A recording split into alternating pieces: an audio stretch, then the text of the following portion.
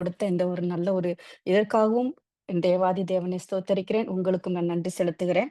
இன்னைக்கு நாம தியானிக்கும்படியாக நான் உங்களிடத்தில் கொண்டு வந்த பகுதி என்னன்னு பார்த்தோம்னா, ஜெபம் செய்கிற விதமாவது.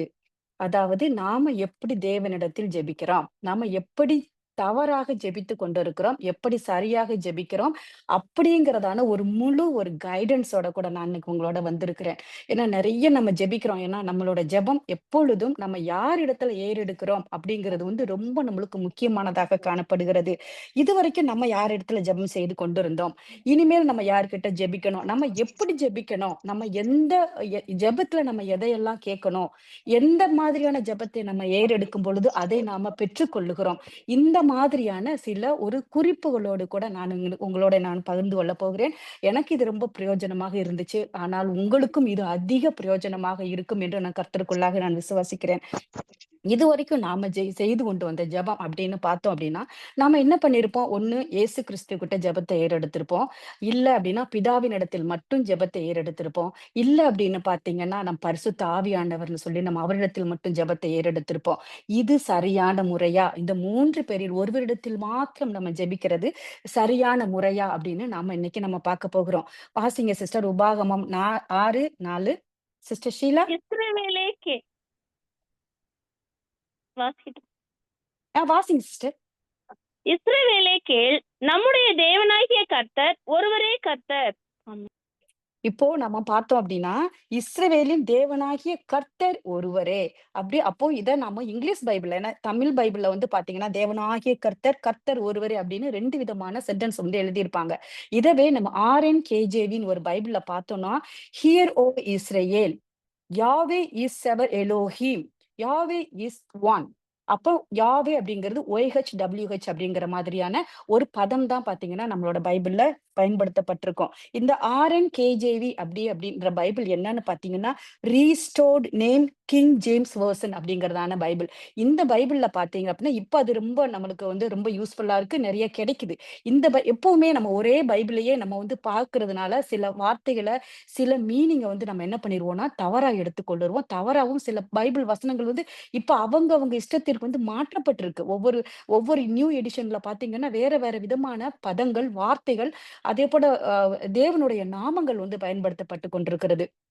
இதுக்காக தான் இப்போ வந்து பார்த்தீங்கன்னா, நம்ம ஆர்என்கேஜேவி அதாவது ரீஸ்டோர்ட் ஆர் ரிவைஸ்டுன்னு சொல்லுவாங்க. அப்போ எந்தெந்த நேம்ஸ் எல்லாம் டெலீட் ஆயிருக்கோ, எந்தெந்த நேம்ஸ் எல்லாம் சேஞ்ச் பண்ணியிருக்காங்களோ, இப்ப நவநாகரீகமான காலங்கள்ல, அதை எல்லாமே பழைய காலத்துல ஹீப்ரு பைபிள்ல தன் ஒரிஜினல் பைபிள்ல மூல பாஷையில எந்த மாதிரியான பதம் பயன்படுத்தப்பட்டுச்சோ, அதே பதத்த இந்த பைபிள்ல வந்து பயன்படுத்தியிருக்காங்க.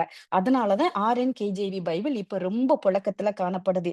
இங்க வந்து பாத்தீங்கன்னா, தேவன் ஒருவரே தேவன் அப்படிங்கிற மாதிரியான ஒரு பதம் யூஸ் பண்ணப்பட்டிருக்கும். அப்போ நம்ம யார் இடத்துல நாம ஜெபத்த ஏறெடுக்கிறோம் அப்படிங்கிறத தான் நம்ம இங்க பார்க்க போறோம். முதல்ல ஜெபம்னா என்ன? அத நாம புரிஞ்சுக்கணும். இது ஒரு இன்ட்ரோடக்ஷனா நம்ம கொண்டுட்டு போயிட்டு, அதுக்கப்புறம் பின்னாடி இருக்கிற நம்ம இத பார்க்கலாம். ஜெபம்னா என்ன அப்படின்னா, நாம தேவனிடத்துல பேசுவது. அவரிடத்திலிருந்து நாம் நமக்கு வேண்டியதை கேட்டு பெற்றுக்கொள்ளுவது. இப்ப கேட்டு பெற்றுக்கொள்வது எப்படி? நம்மளோட இஷ்டத்திற்கு அல்ல. தேவனுடைய சித்தத்திற்கு அவருக்கு சம்மதமாகில், அவரால் நம்மளுக்கு அனுக்கிரகம் பண்ண முடிந்த காரியத்தில் நாம் என்ன பண்ணுவது? அவரிடத்தில் கேட்டு பெற்றுக்கொள்வது தான் ஜெபம். ஜெபம் வந்து எப்பவும் பார்த்தீங்கன்னா, நம்மளோட சிந்தனையோடு சம்பந்தப்பட்டது அல்ல. ஏன்னா, நம்ம என்ன சிந்தனையில இப்ப நம்ம ஜெபிக்கிறதுக்கு போறதுக்கு முன்னாடியே நம்மளோட மூளையில வந்து சில பதிவுகள் இருக்கும். இதே தான் நம்ம கேட்கணும். இன்னைக்கு இந்த பிரேயர்ல வந்து நான் இத முழங்கால் போட்டு நான் இத போட்டு கேட்டுட்டு நான் அப்பா கிட்ட பெற்றுக்கொள்ளுவேன். அப்படிங்கிறதான அந்த சிந்தனையோடு சம்பந்தப்பட்டது அல்ல. அது இருதயத்தோடு சம்பந்தப்பட்டது. நாம என்ன பண்றோம்? நம்மளுடைய இருதயத்தின் ஆழத்திலிருந்து நம்மளோட தகப்பன் கிட்ட நாம பேசுவது அப்படிங்கிறது தான் ஜெபமாக கருதப்படுகிறது. சில பேருக்கு வந்து பார்த்தீங்கன்னா, இயேசு கிரி ப இது இது வந்து நம்மளுக்கு தேவன் வந்து முற்காலத்துல வந்து பார்த்தீங்கன்னா, எப்படி இது நம்மளோட மூதாதையர்களோட பேசினாரு, நம் முற்பிதாக்களோட பேசினாரு அப்படின்னு பார்த்தோம் அப்படின்னா, அ இ இதுதான் நம்ம இதயத்தோடும் இந்த இந்த படத்துல தான் நீங்க பார்க்குறீங்க. நம்மளுடைய ஜெபம் என்பதே நம்மளுடைய இருதயத்தின் ஆழத்திலிருந்து நாம எத கேட்கிறோம் அப்படிங்கிற ஒரு கான்சியஸோட கூட நாம கேட்பது தான் ஜெபமாக காணப்படுகிறது. நம்மளோட முற்பிதாக்கள் இடத்துல தேவன் நம்மளோட அதாவது சுருக்கமாக சொன்னா பழைய ஏற்பாட்டுல தேவன் எப்படி பேசினாரு? வாசிங்க சிஸ்டர் எபிரேயர் 1:1. பூர்வ காலங்களில் பங்கு பங்காகவும் வகை வகையாகவும் தீர்க்கதரிசிகள் மூலமாய் பிதாக்களுக்கு திருவுளம் பற்றின தேவன் பூர்வ காலத்தில் அப்படின்னா என்னது? நம்மளோட பழைய ஏற்பாட்டின் காலத்துல தேவன் எப்படியா அவங்க இஸ்ரவேல் ஜனங்களோட பேசினார் அப்படின்னா, தரிசனங்கள் மூலமாக தானியேலுக்கு தேவன் தரிசனத்த கொடுத்தார், பேச வச்சார். எசேக்கியேலுக்கு தரிசனம் கொடுத்தார். எரேமியாவுக்கு தரிசனம் கொடுத்தார். எரேமியாவுக்குலாம் பார்த்தீங்கன்னா, அழகான ஒரு குயவன் கிட்ட போய் நீ படிச்சு கத்துக்கோ. நீ பார்த்தத போய் ஜனங்கள்ட்ட சொல்லு அப்படின்னு சொல்லி பிராக்டிகலா காமிக்க வச்சு தரிசனமாக அவர்களுக்கு காண்பித்து ஜனங்களோட கூட பேச செய்தார்.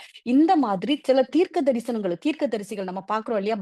நம்மளோட பழைய ஏற்பாட்டுல பெரிய தீர்க்கதரிசிகள், சிறிய தீர்க்கதரிசிகள், பெரிய தீர்க்கதரிசிகள், சிறிய தீர்க்க தரிசன புத்தகங்கள் அப்படிங்கிறது அவங்களோட நம்ம ஒரு கேட்டகரைஸ் பண்றது தப்பு. ஏன்னா புத்தகங்களோட அளவின் அடிப்படையில தான் பெரிய தீர்க்கதரிசி, சின்ன தீர்க்கதரிசின்னு நம்மளுக்கு பிரிச்சிருக்காங்களோ ஒழிய, பெரிய தீர்க்கதரிசிகள் எசேக்கியேல் இவங்க எல்லாருமே பெரிய தீர்க்கதரிசி. அவங்க எல்லாம் பெரியவங்க. அப்போ ஓசியா, இவங்க சகரியா, இவங்கெல்லாம் சின்ன தீர்க்கதரிசிகள்னா இவங்கெல்லாம் ரொம்ப சின்னவங்க. அதாவது மரியாதைக்கு அவ்வளவு தூரத்துக்கு உயர்ந்தவங்க அல்ல என்கிறது அல்ல. புத்தகங்களின் அடிப்படையில் எவ்வளவு சாப்டர்ஸ் இருக்கு அதை வச்சுதான் பெரிய தீர்க்க தரிசன புத்தகம், சின்ன தீர்க்க தரிசன புத்தகம்னு குறிச்சிருக்காங்க. அதனால தீர்க்க தரிசிகள் எல்லாருமே வேல்யூபிள். அவர்களுக்கெல்லாம் ரொம்ப மரியாதைக்குரியவர்கள். அனைவருமே பார்த்தீங்கன்னா, போற்றப்படக்கூடியவர்கள். அநேக தரிசனங்கள். இயேசு கிறிஸ்து புதிய ஏற்பாட்டுல மாமிசத்துல வந்தார் அப்படின்னா, பழைய ஏற்பாட்டிலேயே எல்லாம் சொல்லியிருக்காங்க. மீகா சொல்லியிருக்கார், பெத்லகேம்ல பொறப்பாரு அப்படின்னு சொல்லிட்டு. ஏசாயா சொல்லியிருப்பார், இப்படியா இவர் அடிக்கப்படுவார், நொறுக்கப்படுவார், சிலுவையில் அறையப்படுவார், சாகடிக்கப்படுவார். ஆனாலும் 3ஆம் நாள் உயிர்த்தெழுவார். எல்லாமே பார்த்தீங்கன்னா, பழைய ஏற்பாட்டுல தீர்க்கதரிசிகள் தீர்க்க தரிசனமாக கொடுத்தாங்க. இப்படியாகத்தான் சில பேருக்கு என்ன பண்ணாரு? இஸ்ரவேல் ஜனங்களுக்கு தேவன் சில வார்த்தைகளை அவர்களோட கூட பகிர்ந்து கொண்டார். ஆனா இப்ப இருக்கிற நம்மளுக்கோ சொல்லுங்க சிஸ்டர், வாசிங்க சிஸ்டர். எபிரேயர் 1:2. இந்த கடைசி நாட்களில் குமாரன் மூலமாய் நமக்கு திருவுளம் பற்றினார். இவரை சர்வத்துக்கும் சுதந்திரவாளியாக நியமித்தார். இவரை கொண்டு உலகங்களையும் உண்டாக்கினார். ஆனா இப்ப நம்மளுக்கு, அதாவது புதிய ஏற்பாட்டின் காலத்துல இருக்கிற இயேசுவின் காலத்திற்கு அப்புறம் இருக்கிற நம்மளுக்கு யாரை கொண்டு தேவன் பேசினாராம்? பழைய ஏற்பாட்டுல முற்பிதாக்கள் மூலமாக, தீர்க்கதரிசிகள் மூலமாக பங்கு பங்காக பேசின தேவாதி தேவன் நம்ம கூட இந்த காலத்துல யார் மூலமாக பேசுகிறார் அப்படின்னு பாத்தீங்கன்னா, குமாரன் மூலமாக, குமாரனாகிய இயேசு கிறிஸ்துவின் மூலமாக நம்மளோட கூட பேசி கொண்டிருக்கிறார். இயேசு கிறிஸ்துவுமே என்ன பண்ணாரு? எப்படி நம்ம கூட பேசினாரு? நம்ம பார்த்தோம்னா ஊமைகளாக பேசினார், போதனைகள் மூலமாக பேசினார், பிதாவின் உபதேசங்களையே பேசினார். ஏன்னா இயேசு கிறிஸ்து தன்னுடைய பிதாவாகிய தேவனிடத்தில் என்னத்தை கற்றுக்கொண்டாரோ, என்னது அவர் சொல்லி தன் காது வழியாக கேட்டாரோ, எந்த போதனைகளை அவர் கேட்டு வளர்ந்தாரோ, அந்த போதனைகளையே நம்மளுக்கும் கற்றுக் கொடுத்தார். அதுதான் வேதாகமத்தில் குறிப்பிடப்பட்டிருக்கிறது. அவருடைய வாழ்க்கை முறை, அவருடைய போதனைகள் எல்லாம் குறிப்பிடப்பட்டிருக்கு. அதன்படி நம்ம அத வாசிக்கிறப்போதான் நாம என்ன பண்றோம்? அதற்கேற்ற மாதிரி நம்மளுடைய வாழ்க்கையை அமைத்துக் கொண்டு நம்மளுடைய ஜெபத்துல என்னத்தை கேட்கணும், என்னத்தை கேட்க கூடாதுங்கிறத நாம கற்றுக்கொண்டிருக்கிறோம். இப்ப பிதாவினிடத்துல கேட்ட அதையே இப்ப தேவன் இயேசு கிறிஸ்து நம்மளுக்கு அவரோட வார்த்தையின் மூலமாக நம்மளோட கூட இடைப்படுகிறார். நம்மளோட கூட பிதாவாகிய தேவனிடத்தில கூட நம்ம பேசும்படியாக ஒரு என்ன சொல்றது, புத்திர சிவீகாரத்தின் ஆவியை நமக்கு தந்து பிதாவையும் நம்மையும் இயேசு கிறிஸ்துவின் ஆவி இணைக்கிறது. அவரு நம்மளுடைய ஜெபங்களை தேவனிடத்தில் கொண்டு போய் சேர்க்கிறவராக காணப்படுகிறார். இன்னைக்கு பாத்தீங்கன்னா நிறைய ட்ரெண்டிங் பிரேயர் நீங்க பார்த்திருப்பீங்க. என்னென்ன பிரேயர் இருக்கு பார்த்தீங்கன்னா, நிறைய டைப்ஸ் இருக்கு. எனக்கு தெரிஞ்சது சங்கிலி ஜெபம் இருக்கு. முழு இரவு ஜெபம் இருக்கு. இப்போ ஒரு ட்ரெண்டிங்ல இருக்கிற ஒரு ஜெபம் என்னன்னு பார்த்தீங்கன்னா, அமாவாசை ஜெபம். அமாவாசை இரவு பத் ப படை படைத்தவர் தேவாதி தேவன். சந்திரனையும், சூரியனையும் படைத்தவர் அவர். ஒரு ஒரு ஒரு கிரியேஷன பார்த்து ஒரு அமாவாசை இரவு ஜெபம், பௌர்ணமி ஜெபம் இந்த மாதிரி என்ன பண்றாங்க? அதை வைத்து ஒரு கிரியேஷன வச்சு கூட ஒரு ஜெபங்களை கூட ஏறெடுக்கிறதா இப்ப காணப்படுது. அனுதின ஜெபம். 365 நாள் ஜெபம்.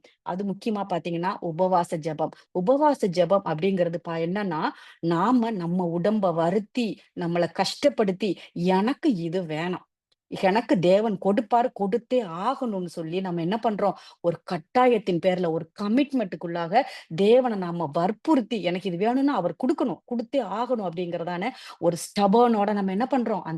அந்த உபவாச ஜெபத்த நம்ம ஏறெடுக்கிறோம். உபவாச ஜெபத்துக்கு அநேக அர்த்தங்கள் இருக்கு. ஆனா அர்த்தத்தை புரிந்தவர்களாக நம்ம அந்த ஜெபத்தை ஏறெடுக்கிறோமா? இது ரொம்ப முக்கியம்.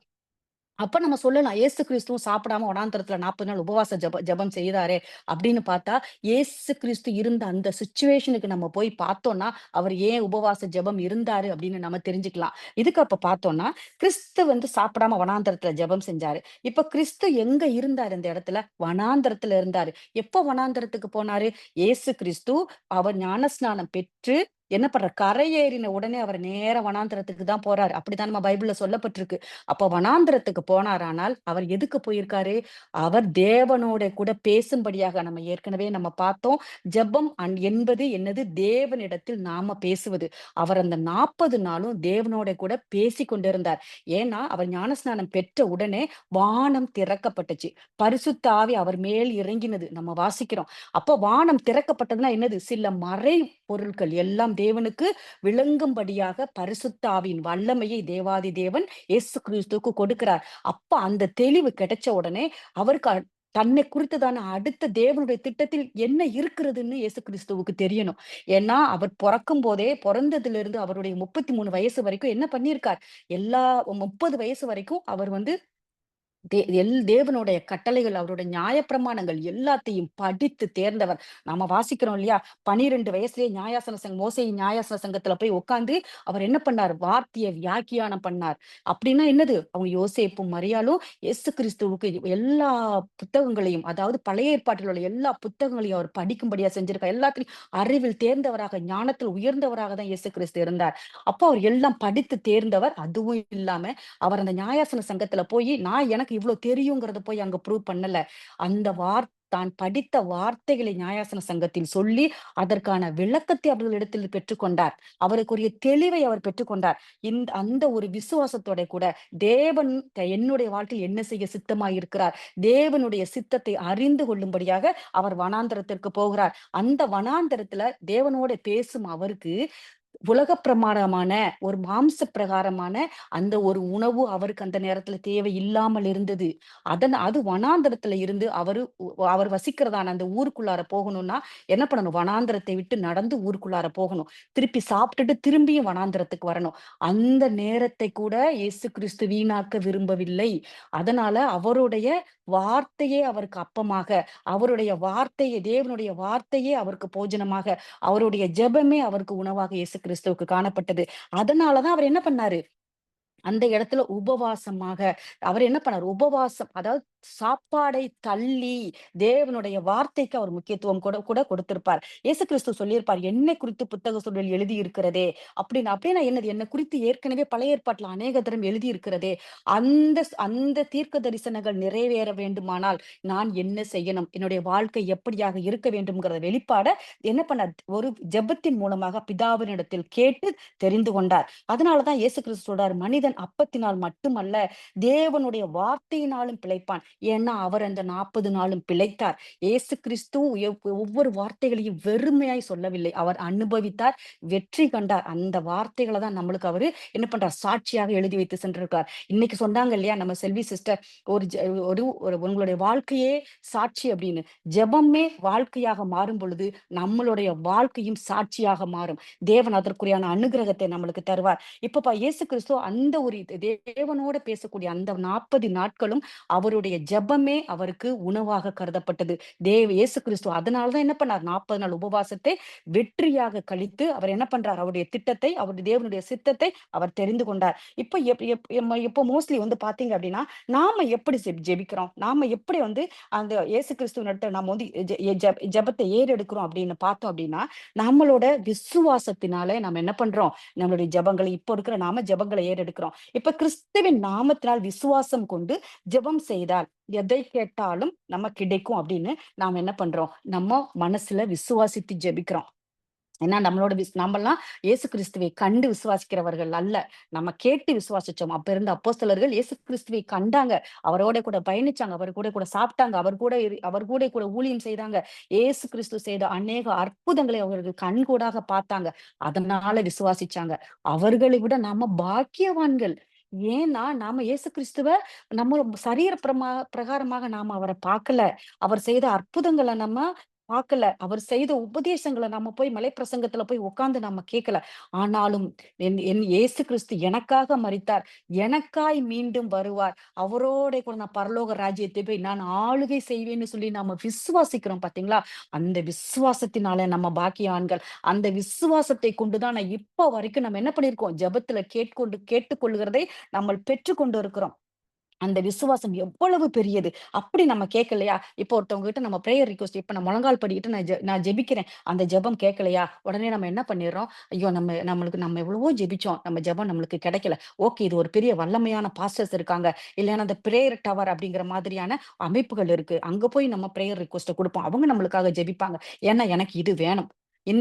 வேணுங்கிறத நான் பெற்றுக்கொள்ளணும்னா, ஒரு பவர்ஃபுல் பிரேயர் ஒரு ஒரு பார்ட்னர் வந்து நம்மளுக்கு தேவை. அப்படின்னு சொல்லிட்டு சில பேர் என்ன பண்ணுவாங்க, சில பாஸ்டர்ஸ் கிட்ட போய் தலையில கை வச்சு ஜெபிச்சா எனக்கு அது நடந்துரும். நிறைய நம்பிக்கை கூட என்ன பண்ணிடுறோம், நம்ம ஜெபத்த தாண்டி அடுத்தவங்கள நம்ம நம்பி போகிற பிள்ளைகளாக நம்ம காணப்படுகிறோம். அப்ப நம்மளுடைய விசுவாசம் நம்மள என்ன பண்ணுது? குறைவாக நம்மளுக்கு எடை போடும்படியாக இருந்து விடுகிறது. அதத்தான் யாக்கோபு ரொம்ப அழகா சொல்லியிருப்பாரு. வாசிங்க சிஸ்டர் யாக்கோபு 4:3. நீங்கள் விண்ணப்பம் பண்ணியும் உங்கள் இச்சைகளை நிறைவேற்றும்படி செலவழிக்க வேண்டுமென்று தகாத விதமாய் விண்ணப்பம் பண்ணுகிறபடியினால் பெற்றுக்கொள்ளாமல் இருக்கிறீர்கள். எவ்வளோ அழகா சொல்றாரு பாருங்க யாக்கோபு.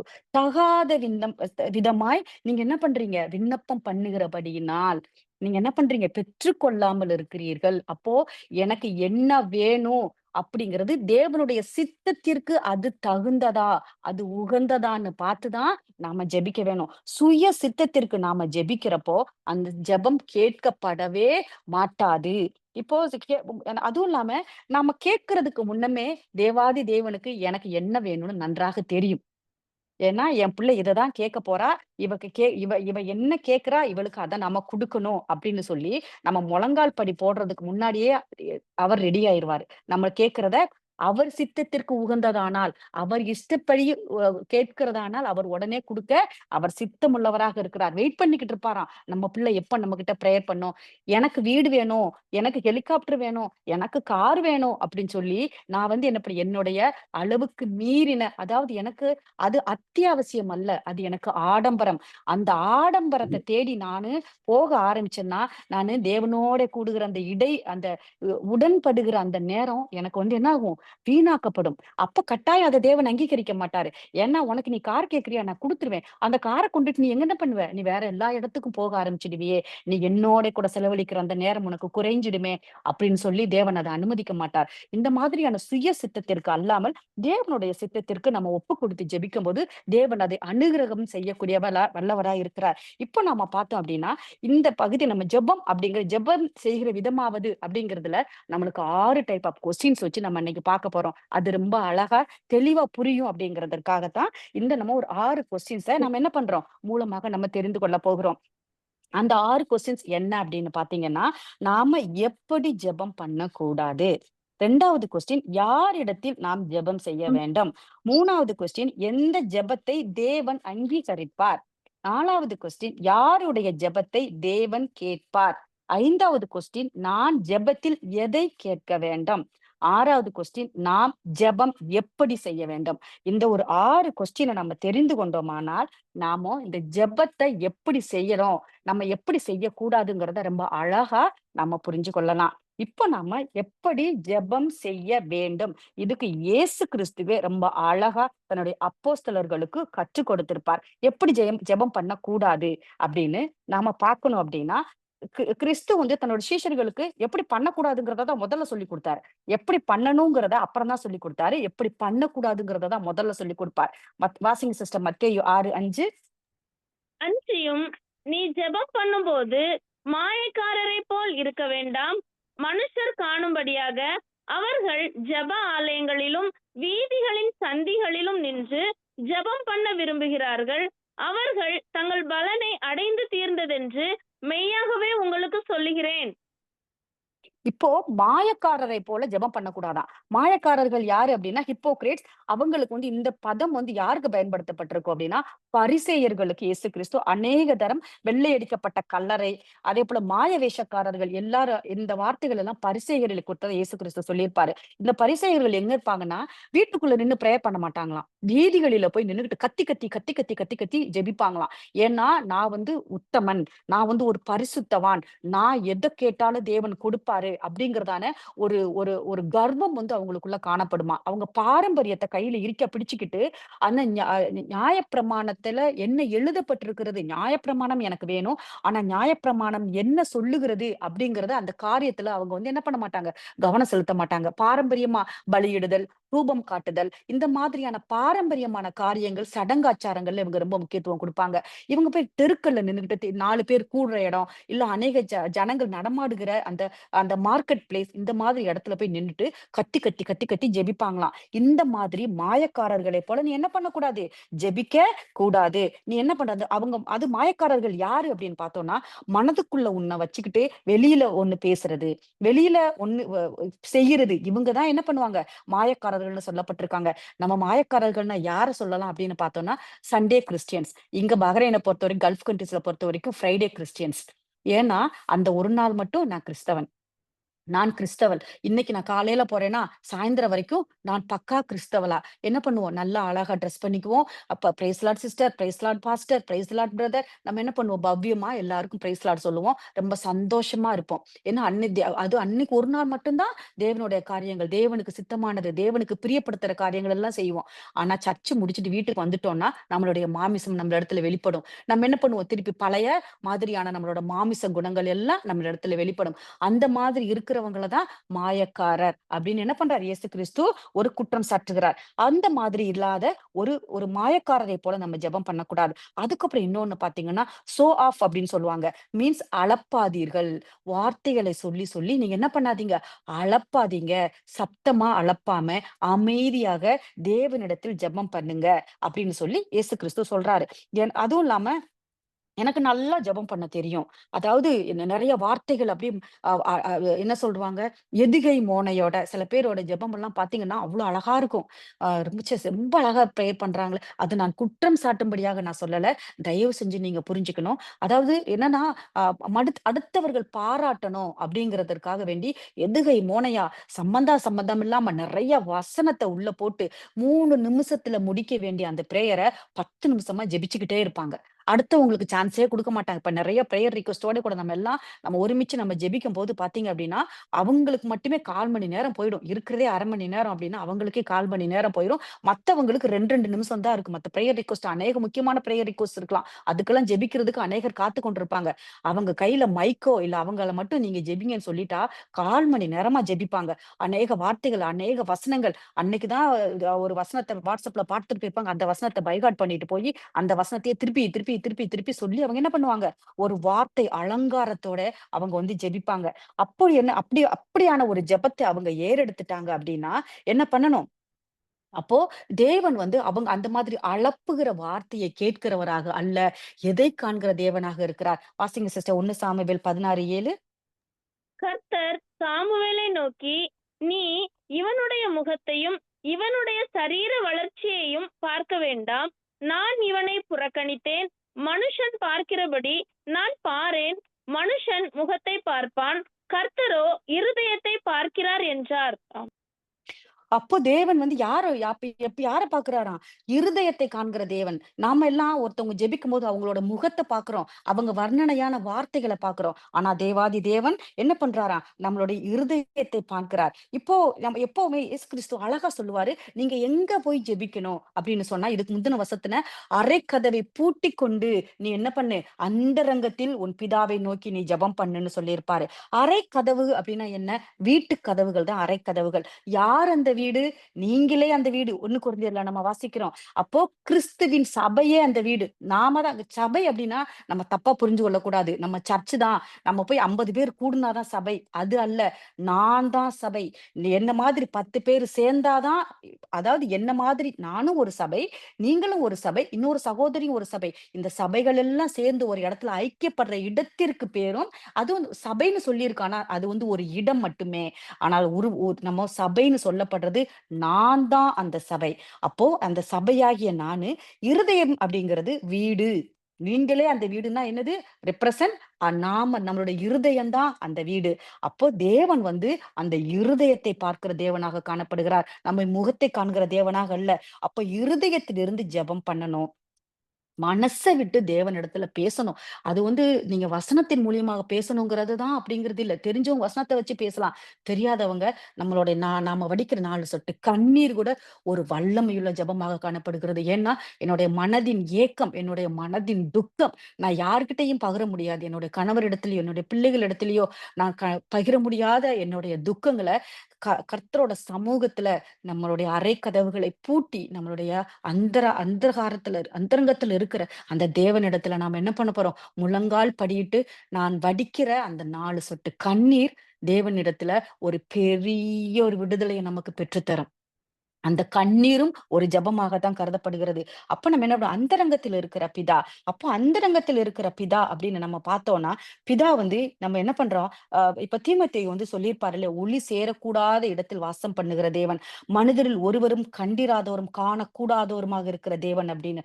அப்போ தேவன் எங்க இருக்காரு? அப்படின்னா அந்தரங்கத்தில் இருக்கிறார். அந்தரங்கம்னா என்னது? Secret place. ஏன்னா அவர் இங்க இருப்பாரு, அங்க இருப்பாருன்னு ஒரு பர்ட்டிகுலர் இடத்துல நம்ம அடைக்கிற முடியாது. இப்ப ஹிந்துஸ் எல்லாம் இருக்காங்க இல்லையா? நான் அவங்கள குற்றப்படுத்தல. இப்போ மூலஸ்தானம்னு சொல்லி ஒரு அந்த கடவுள கொண்டு போயி அம்மனையோ, இல்ல அவங்க வழிபடுறதான கடவுளையோ என்ன பண்ணிருவாங்க, ஒரு ரூம்குள்ள வச்சு பூட்டிருவாங்க. மூலஸ்தானம் அப்படின்னு சொல்லிட்டு அந்த ரூம்குள்ள யாரும் போமாட்டாங்க. அப்போ அந்த தெய்வம் அந்த ரூம்குள்ள மட்டும் தான் இருக்கும் அப்படிங்கிறதான ஒரு ஐதீகம். ஆனா நம்மளுக்கு அப்படி அல்ல. நம்மளுடைய தேவன் எல்லா இடத்திலும் வியாபித்திருக்கிறார். அவர் சர்வத்தையும் படைத்தவர். சர்வ ஞானி, சர்வ வியாபி. சர்வ வியாபின்னா என்ன அர்த்தம்? எல்லா இடத்திலேயும் இருக்கிறவர். அதனால அவர் என்ன பண்றாருன்னா, அவர் இருக்கிற இடத்த நம்ம பார்க்க முடியாது. அவர் எங்கும் இருப்பார். அதனால அந்த இடம் தெரியாததுங்கிறதுனால தான் சீக்ரெட் பிளேஸ் அப்படின்னு சொல்லி நம்ம சொல்றோம். அந்தரங்கத்தில் இருக்கிற நம் தேவன். அப்ப அந்தரங்கத்தில் இருக்கிற தேவன நாம என்ன பண்றோம்? முழங்கால் படியிட்டு ரோட்லயோ, இல்ல வீட்லயோ, இல்லன்னா ஒரு ஒரு 4 பேர் பார்க்கும்படியாக நம்ம கத்தி கத்தி ஜெபிக்கிறதுனால என்னது? நம்மளுடைய காரியத்தை நம்ம பெற்றுக்கொள்ளுகிறோம் அப்படிங்கிறது நம்மளுடைய நம்பிக்கை மட்டுமே. ஆனால் அது தேவன் சம்மதிக்கிற, தேவன் அனுமதிக்கிறதான ஒரு ஜெபமாக காணப்படாது. அதுக்கப்புறம் பார்த்தோம்னா 2வது இதுலயே நம்ம இன்னொன்னு, நாம இப்ப இந்த இந்த முதல் பாயிண்ட்லயே ஒரு சப் பாயிண்ட்டா ஒரு கொஸ்டினா நம்ம எடுத்தோம் அப்படின்னா, நாம ஜெபத்துல சொன்ன வார்த்தைகளையே சொல்லிக் கொண்டிருக்கலாமா? சில பேர் அதே வார்த்தையே ரிப்பீட் பண்ணி சொல்லிக்கிட்டே இருப்பாங்க. அந்த மாதிரியான வார்த்தைகள நம்ம சொல்லி ஜெபிக்கலாமா? அப்படின்னு நம்ம பார்த்தோம் அப்படின்னா, மத்தேயு 6 6, 7 வாசிங்க சிஸ்டர். அன்றியும் நீங்கள் ஜெபம் பண்ணும்போது அஞ்ஞானிகளைப் போல வீண் வார்த்தைகளை அளப்பாதேயுங்கள். அவர்கள் அதிக வசனிப்பினால் தங்கள் ஜெபம் கேட்கப்படும் என்று நினைக்கிறார்கள். இங்க பார்த்தோம்னா, அஞ்ஞானிகளைப் போல நம்ம என்ன பண்ணக்கூடாதாம்? வீண் வார்த்தைகளை அளப்பவே கூடாது. என்ன எனக்கு வேணும்? நான் எதற்காக நானு ஜெபிக்க போறேன் அப்படிங்கிறதான தெளிவு நம்மளுடைய மனதில் இருக்கணும். அதுக்காக நம்மளுடைய இது அதிகமான அளவுக்கு அதிகமான வார்த்தைகள நம்ம என்ன பண்ணக்கூடாதாம்? அளப்பக்கூடாது. ஏன் அப்படின்னா, நம்ம அந்த மாதிரியான அளப்பிட்டோம் அப்படின்னு சொல்லிட்டா, அதற்குரிய ஒரு பலன நம்ம அப்பவே பெற்று தீர்ந்துட்டோமா. அதுவும் இல்லாம இப்போ அடுத்த வசனம் வாசிங்க சிஸ்டர். அழகா புரியும். 6, 8. அவர்களைப் போல நீங்கள் செய்யாதிருங்கள். உங்கள் பிதாவை நோக்கி நீங்கள் சிஸ்டர் வேண்டிக் கொள்ளுகிறதற்கு முன்னமே உங்களுக்கு இன்னது தேவை என்று அவர் அறிந்திருக்கிறார். ஆமென். அப்போ என்ன பண்றாரு? தேவனுக்கு தெரியும். நீங்க திருப்பி, திருப்பி அந்த வார்த்தைகள இந்த மாதிரி, அந்த மாதிரி சொலட்டி, சொலட்டி போட்டு நம்ம ஜெபிக்கிறதுனால நம்மளுடைய ஜெபம் கேட்கப்பட மாட்டாது. தேவனுக்கு நன்றாக தெரியும், என் பிள்ளை என்னத்திற்காக ஜெபிக்க போகுது. எதனா அந்த பிள்ளைக்கு கொடுக்கணும்னு நாம ஜெபிக்கிறதற்கு முன்பாகவே அறிந்திருக்கிற தேவனாக காணப்படுகிறார். அப்ப நம்ம யார போல நம்ம ஜெபிக்க கூடாது அப்படின்னா, மாயக்காரரை போல ஜெபம் செய்யக்கூடாது. மத்தவங்க நம்மள பாராட்டணும். என்ன வார்த்தை ஜாலமா இவங்க பேசி ஜெபிக்கிறாங்க. இவங்க என்ன அழகா வசனம் இதுல ஒரு முக்கியமான கருத்து நம்ம நம்ம தெரிஞ்சுக்கணும் அப்படின்னா, அவ அழகா வார்த்தையா நிறைய வசனத்த சொல்லி சொல்லி இருக்கிறவங்க இடத்துல பார்த்தீங்கன்னா, புதுசா ரட்சிக்கப்பட்டவங்க ஜெபம் பண்றதுக்கு அச்சப்படுவாங்க. ஏன் அப்படின்னா, அவங்க அழகா வார்த்தைய சொல்லி ஜெபிக்கிறாங்களே, அழகா வசனத்த சொல்லி ஜெபிக்கிறாங்களே, எனக்கு அந்த வசனத்த சொல்லி ஜெபிக்க தெரியலையே, அப்ப நான் சரியா ஜெபம் பண்ணல. நான் சரியா ஜெபிக்கிறதற்கான ஆள் நான் இல்ல அப்படின்னு சொல்லி அவங்களுக்கு ஒரு பய உணர்வு ஏற்பட்டுடும். அதற்கு நாம வழிவகை செய்கிற பிள்ளைகளாக நம்ம காணப்படக்கூடாது. அதனால நம்ம என்ன பண்ணணும்? வார்த்தைய அளவாக பேசி, நம்ம ஜெபிக்க தெரிகிற பிள்ளைகளாக நம்ம காணப்படணும். நாம செய்கிற ஜெபம் இன்னும் ஒருத்தருக்கு ஒரு இடைஞ்சலாக, ஒரு இடையூறாக காணப்படக்கூடாது. அதுவும் இல்லாம இருதயத்தில இருந்து நாம ஜெபம் பண்ணணும். நம்ம பேசுகிற வார்த்தை, நம்ம ஜெபிக்கிற ஜெபம் நம்மளுடைய இருதயத்தின் ஆழத்திலிருந்து ஏறெடுக்கிறதான ஒரு ஜெபமாக காணப்படணும். அதேபோல நாம அடுத்து பார்த்தோம் அப்படின்னா, யார் இடத்துல நாம ஜெபம் செய்ய வேண்டும்? அதுல நாம ஒரு தெளிவுள்ள பிள்ளைகளாக நம்ம காணப்படணும். சில பேர் என்ன பண்ணிடுறோம், நம்ம இப்போ பிதாவிடத்துல மட்டும் ஜெபிச்சுட்டு விட்டுருவோம். ஏன்னா, யூதர்கள் இப்பவும் நான் நம்மள பத்தி சொல்லல. யூதர்கள் இன்னமுமே பார்த்தீங்க அப்டின்னா, இஸ்ரேல்ல இருக்கிற யூதர்கள் பிதா மட்டும் தான் தெய்வம். மோசேயோட தோரா மட்டும் தான் எங்களுக்கு புக்குன்னு சொல்லிட்டு, அதற்கு முக்கியத்துவம் குடுத்து நியூ டெஸ்டமெண்ட்ட வாசிக்காத அநேக கிறிஸ்தவர்களும் அநேக யூதர்கள் இருக்கிறாங்க. கிறிஸ்துவை ஏற்றுக்கொண்டு ரட்சிக்கப்பட்ட அநேக கிறிஸ்தவ யூதர்களும் இப்போ நெறைய வந்து கொண்டிருக்கிறாங்க. அப்போ அவங்க என்ன பண்ணிட்டாங்க, பாரம்பரியமான யூதர்கள் தேவனை பிடித்துக்கொண்டு இயேசு கிறிஸ்துவ என்ன பண்ணிட்டாங்க? விட்டுட்டாங்க. ஆனா நாம என்ன பண்ணிட்டோம்? இயேசு கிறிஸ்துவை பிடிச்சுக்கிட்டோம். ஏன்னா இயேசு கிறிஸ்துவின் காலத்திற்கு அப்புறம் வந்த நாம, இயேசு கிறிஸ்துவின் மகிமை புரிந்து கொண்ட நாம, அவர் பேரில விசுவாசம் வைத்துக் கொண்டிருக்கிற நாம, இயேசு கிறிஸ்துவை இறுக பற்றிக் கொண்டோம். ஆனா பிதாவாகிய தேவன நாம விட்டுட்டோம். ஒரு சிலர் எல்லாம் பார்த்தீங்கன்னா, பிதா கிட்டயும் அ வ வ விட்டுட்டாங்க. இயேசு கிறிஸ்தையும் விட்டுட்டாங்க.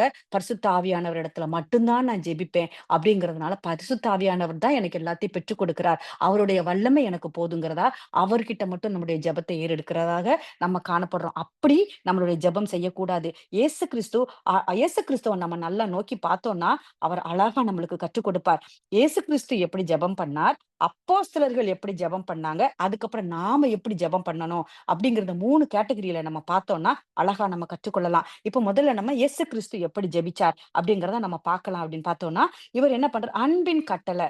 இல்லைன்னா இயேசு கிறிஸ்து தேவன் என்ன இன்ஸ்ட்ரக்ஷன் கொடுத்தாரோ, அத தெரிந்து கொண்டவராகத்தான் காணப்பட்டாரு. இயேசு கிறிஸ்துவோட முதல் வருகையில அவரும் ஜெபம் செய்தார். ஏன்னா தெரியும்ல உங்களுக்கு இயேசு கிறிஸ்து முழங்கால் படியிட்டு என்ன பண்ண அறைக்கதவை பூட்டி உள்ள போய் ஜெபம் பண்ணார். வனாந்திரத்துல ஜெபம் பண்ணார். நம்மளோட லாசருவை எழுப்பும்போது ஜெபம் பண்ணார். அநேக இடங்கள்ல இயேசு கிறிஸ்து ஜெபம் பண்ணியிருக்கிறார். இப்போ நம்ம வாசிங்க சிஸ்டர் யோவான் 15:16. நீங்கள் என்னை தெரிந்து கொள்ளவில்லை, நான் உங்களை தெரிந்து கொண்டேன். நீங்கள் என் நாமத்தினாலே பிதாவை கேட்டுக்கொள்வது எதுவோ அவர் அதை அவர் உங்களுக்கு கொடுக்கத்தக்கதாக நீங்கள் போய் கனி கொடுக்கும்படிக்கும் உங்கள் கனி நிலைத்திருக்கும்படிக்கும் நான் உங்களை ஏற்படுத்தினேன்.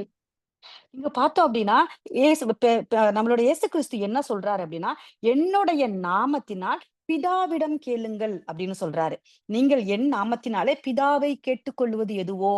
எவ்வளவு அழகா கோட் பண்றாரு பாருங்க. அப்போ இயேசு கிறிஸ்து எப்படி ஜெபம் பண்ண சொல்றாரு? என் நாமத்தினாலே பிதாவினிடத்தில் கேளுங்கள். என்கிட்ட கேளுங்கன்னு அவர் எந்த இடத்துலயும் சொல்லல. ஏன்னா இயேசு கிறிஸ்துவ நீங்க நல்லா பைபிள்ல நீங்க கவனிச்சு அவரோட வார்த்தைய படிச்சீங்கன்னா, எல்லா இடங்கள்லயும் எல்லா மகிமையையும், துதியையும், கனத்தையும், எல்லா ஆராதனையும் இயேசு கிறிஸ்து யாருக்கு குடுத்திருப்பார்ன்னு பார்த்தீங்கன்னா, பிதாவாகிய தேவனுக்கு கொடுத்திருப்பார். என் மூலியமா நீ பிதா கிட்ட போ. நீ டைரக்ட்டா பிதா கிட்ட போக முடியாது. ஏன்னா ஒருவரும் வாசம் செய்யக்கூடாத ஒளியில் வாசம் செய்கிறவர் அவர். அவர் பரிசுத்தர். நாம என்ன பண்ண முடியாது. நம்மளுடைய அந்த ஒரு பூரணர் அவர். நம்ம அப்பூர்ணமானவங்க. நாம பிதாவினிடத்த நம்ம டைரக்ட்டா போக முடியாது. அப்ப நம்ம யார் மூலியமா தான் போக முடியும்? இயேசு கிறிஸ்து மூலியமாக தான் நம்ம பிதா கிட்ட போக முடியும். அப்ப இயேசு கிறிஸ்துவின் நாமத்தினால நம்ம என்ன பண்ணணுமா? பிதாவோட கேட்டுக்கொள்கிறது எதுவோ அது உங்களுக்கு கொடுக்கப்படும் அப்படின்னு சொல்றாரு. வாசிங்க சிஸ்டர் நெக்ஸ்ட். அந்த நாளிலே நீங்கள் என்னிடத்தில் ஒன்றும் கேட்க மாட்டீர்கள். மெய்யாகவே மெய்யாகவே நான் உங்களுக்கு சொல்லுகிறேன், நீங்கள் என் நாமத்தினாலே பிதாவினிடத்தில் கேட்டுக்கொள்ளுவது எதுவோ அதை அவர் உங்களுக்கு தருவார். இது வந்து அவர் அப்போஸ்தலர்களுக்கு இயேசு கிறிஸ்து சொல்லுகிறதான ஒரு உபதேசம். ஒரு ஒரு ஒரு அறிவுரை அப்படிங்கிற மாதிரியான வசனம். அப்ப என்கிட்ட நீங்க எதுவுமே கேட்க மாட்டேங்கிறீங்க. ஆனா உங்களுக்கு சத்தியமாக மெய்யாகவே, மெய்யாகவே அப்படிங்கிற இந்த 2 பதம் மெய்யாகவே, மெய்யாகவேன்னு நெறைய இடங்கள்ல இயேசு கிறிஸ்து பேசியிருப்பார். அது என்னன்னா வெரி, வெரி இம்பார்ட்டன்ட் அப்படின்னு அர்த்தம். ஏன்னா ஒரு தடவ சொல்லியிருப்பார் சில இடங்கள்ல, சில இடங்கள்ல அநேக இடங்கள்ல மெய்யாகவே, மெய்யாகவே நான் உங்களுக்கு சொல்லுகிறேன் அப்படின்னு இந்த 2 முறை இந்த பதம் பயன்படுத்தப்பட்டிருக்கு. இந்த வார்த்தை. பதம் அப்படிங்கிறது வார்த்தை அப்படிங்கிறதான அர்த்தம். அப்போ இந்த மாதிரி மெய்யாகவே மெய்யாகவேன்னு சொன்னா, அது வந்து மிக, மிக, மிக முக்கியமானது அப்படின்னு அர்த்தம். இப்போ வந்து என்ன பண்றாரு, உங்களுக்கு நான் மெய்யாகவே சொல்லுகிறேன். நீங்க என் நாமத்தினால அநேக தரம் இந்த வார்த்தைய இயேசு கிறிஸ்துவும் சொல்லியிருப்பார். நான் பிதாவினிடத்துல என் நாமத்தினால நீங்க என்ன கேட்டாலும் பிதா உங்களுக்கு தருவார் அப்படின்னு வந்து அவர் சொல்லியிருப்பாரு. வாசிங்க சிஸ்டர் அடுத்து. இதுவரைக்கும் நீங்கள் என் நாமத்தினாலே ஒன்றும் கேட்கவில்லை. கேளுங்கள், அப்பொழுது உங்கள் சந்தோஷம் நிறைவாயிருக்கும்படி பெற்றுக்கொள்வீர்கள். அப்ப என்னோட நாமத்தினால நீங்க எத கேட்டாலும், உங்களோட சந்தோஷம் நிறைவாகும்படி, உங்களுடைய சந்தோஷம் அதிகரிக்கும்படி நீங்கள் என்ன பண்ணுவீங்க? நிறைவாக பெற்றுக்கொள்வீர்கள். நிறைவாக அந்த ஆசீர்வாதத்தை தேவனிடத்திலிருந்து பெற்றுக்கொள்ளணும்னா, நம்ம என்ன செய்யணும்? இயேசு கிறிஸ்துவின் நாமத்தினால நம்ம ஜெபங்களை ஏறெடுக்க வேணும். அப்ப கிறிஸ்து வந்து அப்போஸ்தலர்கள் இடத்துல, நீங்கள் இப்படிதான் வந்து என்ன பண்ணணும்? பிதாவின் இடத்துல கேட்கணும் அப்படின்னு சொல்லியிருக்கார். அப்படின்னா, இன்னொரு கொஸ்டின் நம்மளுக்கு எல்லாருக்கும் வரும். அப்ப கிறிஸ்துவும் தன் வேண்டியதை பிதாவினிடத்தில் கேட்டு பெற்றுக்கொண்டாரா? ஆமா. இயேசு கிறிஸ்துவும் எல்லா இடங்கள்லயும் தனக்கு வேண்டியதை என்ன பண்ணாரு? தேவனிடத்தில் அவர் கேட்டு பெற்றுக்கொண்டார். வாசிங்க சிஸ்டர். 11:22. இப்பொழுதும் நீர் தேவனிடத்தில் கேட்டுக்கொள்ளுவது எதுவோ அதை தேவன் உமக்கு தந்தருளுவார் என்று அறிந்திருக்கிறேன் என்றாள். இந்த வார்த்தை வந்து யார் சொல்றதுன்னு பார்த்தீங்கன்னா, மார்த்தாள் வந்து இயேசு கிறிஸ்து கிட்ட சொல்லுவாங்க. ஏன்னா, லாசருவ இறந்து போயிட்டாருன்னு தெரியும். நம்ம போன இதுல பார்த்தோம்னு நெனைக்கிறேன். அப்போ வந்து இயேசு கிறிஸ்து லாசரு உயிர்த்தெழ வைக்கிறதற்காக வீட்டுக்கு வர்றார். அப்ப மார்த்தாள் சொல்றாங்க, "நீங்க பிதாவினிடத்தில் எதை கேட்டாலும் அவர் உங்களுக்கு தருவார்ன்னு எனக்கு தெரியும். அதனால என்னோட சகோதரனையும் உயிரோட கொண்டு வரும்படியாக நீங்க ஜெபம் பண்ணி என் என் சகோதரனை மீட்டு தாருங்கள்ன்னு" அழகா சொல்லியிருப்பாங்க. அப்ப மார்த்தாள் அறிந்திருந்தாங்க. என்னன்னு அறிந்திருந்தாங்க? இயேசு கிறிஸ்து பிதாவினிடத்தில் எதை கேட்டாலும் அவர் தருவார் அப்படின்னு அறிந்திருந்தாங்க. அததான் நாமளும் என்ன பண்ணோம்? அறிந்து கொள்ளுகிற பிள்ளைகளாக இருக்கணும். அப்ப இயேசு கிறிஸ்து அததான் தன்னுடைய அப்போஸ்தலர்களுக்கு சொல்லிக் குடுத்திருக்கார். ஏன்னா நான் என் அப்பா கிட்ட கேட்டேன், வாங்கிக்கிட்டேன். அதே போல நீங்களும் என் அப்பா கிட்ட என் மூலியமா கேளுங்க. என் நாமத்தின் மூலியமா கேளுங்க. உங்களுக்கும் கிடைக்கும் அப்படின்னு சொல்றாரு. அப்போ நம்ம என்ன பண்ணோம்? என் சித்தம் அப்ப இயேசு கிறிஸ்துவ சொல்லியிருக்காரு. அநேக இடங்கள்ல என் சித்தம் அல்ல தேவா, உம் சித்தத்தின்படியே ஆக கடவது என்று இயேசு கிறிஸ்து அநேக இடங்களில நம்ம ஜெபித்திருக்கிறத நம்ம பார்த்திருக்கலாம். வாசிங்க சிஸ்டர். இப்போ யோவான் 11:22. இப்பொழுதும் சாரி. நம்ம நீ அந்த வார்த்தைய நம்ம ஆல்ரெடி சாரி சிஸ்டர். ஏற்கனவே மார்த்தாள் வந்து ஏறெடுத்த ஜெபம் தான். ஏறெடுத்த ஒரு ரிக்வெஸ்ட் தான் இந்த வசனம். இப்போ வந்து இப்போ நாம எதையுமே நம்ம என்ன பண்றோம்? அ எத கேட்டாலும் பெற்றுக்கொள்றோம் அப்படிங்கிற ஒரு ஷூரிட்டி நம்மளுக்கு இருக்கு. ஒரு நிச்சயம் இருக்குன்னா, நம்ம எத கேட்கிறோம் அப்படிங்கிறது ரொம்ப முக்கியம். அப்ப எத கேட்கணும் அப்படின்னா, பிதாவுக்கு சித்தமானத நாம கேட்கணும். பிதாவுக்கு எது சித்தமாக இருக்கிறதோ, அதை மட்டும் தான் நம்மளுக்கு குடுப்பாரு. அப்ப பிதாவோட சித்தம் என்னது? அப்படின்னு நாம நல்லா தெரிஞ்சிருக்கணும். இப்ப சில சமயங்கள்ல பார்த்தீங்கன்னா, சில அல்லது பல நேரங்கள்ல நாம என்ன ஜெபத்துல வந்து என்ன பண்ணுவோம்னா, அ எ அ எல்லாம் கிடைச்சிருச்சு. வேண்டிக் கொண்டதெல்லாம் நம்மளுக்கு கிடைச்சிருச்சு. இல்ல நம்ம அப்படின்னு நாம நெனைப்போம். இல்ல நேரம் அதுக்கு பெற்றுக் கொள்ளாமலே கூட போயிருந்திருப்போம். அப்படி பெற்றுக்கொள்ளாம போகிறதற்கான காரணம் என்ன? வாசிங் சிஸ்டர் யாக்கோபு 4:3. நீங்கள் விண்ணப்பம் பண்ணியும் உங்கள் இச்சைகளை நிறைவேற்றும்படி செலவழிக்க வேண்டும் என்று தகாத விதமாய் விண்ணப்பம் நம்ம என்ன பண்றோம்? தகாத விதமா நம்ம என்ன பண்றோம்? அவ அ கர்த்தருக்கு சித்தம் இல்லாத, தேவனுக்கு சித்தம் இல்லாத காரியங்கள நாம கேட்கிறப்போ, அந்த விண்ணப்பத்திற்கு தேவன் என்ன பண்ணிடுறாராம்? செவி சாய்க்கிறவராக, செவி சாய்க்காதவராக காணப்படுகிறார். நாம எதையாவது அவருடைய சித்தத்தின்படி கேட்கணும். நாம என்ன பண்றோம்? அவருடைய சித்தத்தின்படி கேட்காத பிள்ளைகளாக நாம காணப்படுறோம். அப்படி அல்ல. அவருடைய சித்தத்தின்படி, அப்பா இது உங்களுக்கு வாய்க்குமானால் எனக்கு தாரும்.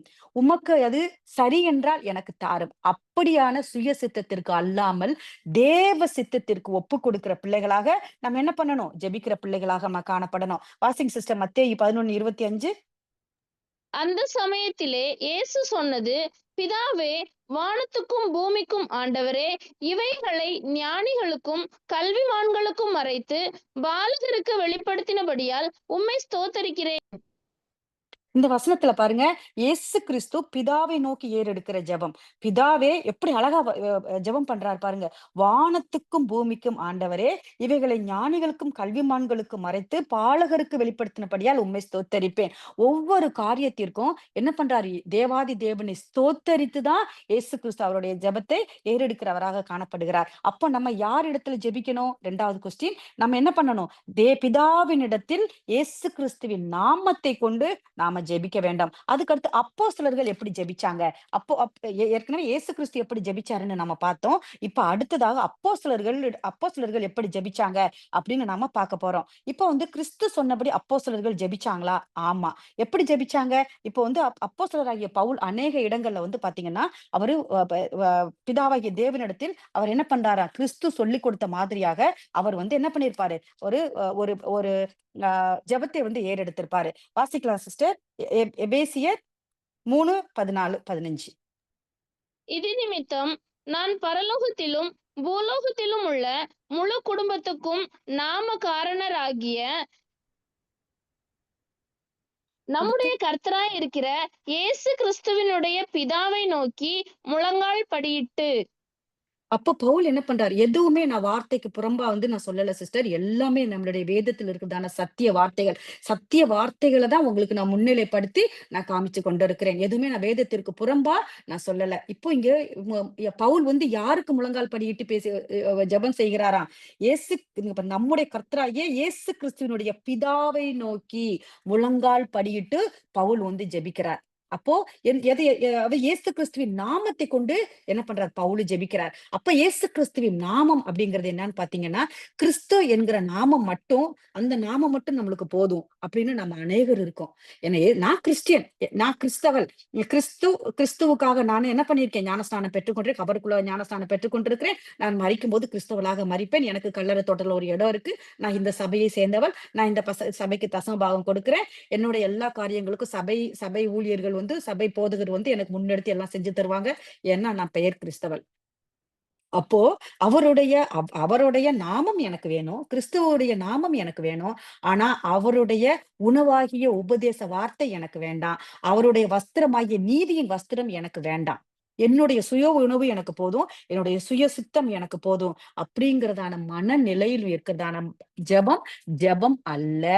அப்ப நம்ம என்ன பண்ணணும்? கிறிஸ்துவினுடைய நாமத்தை அறிந்த, கிறிஸ்துவை தரித்து கொண்ட நாமம் பிதாவின் சித்தத்திற்கு ஒப்பு கொடுத்து கிறிஸ்துவின் நாமத்தில் நாம கேட்க வேண்டும்.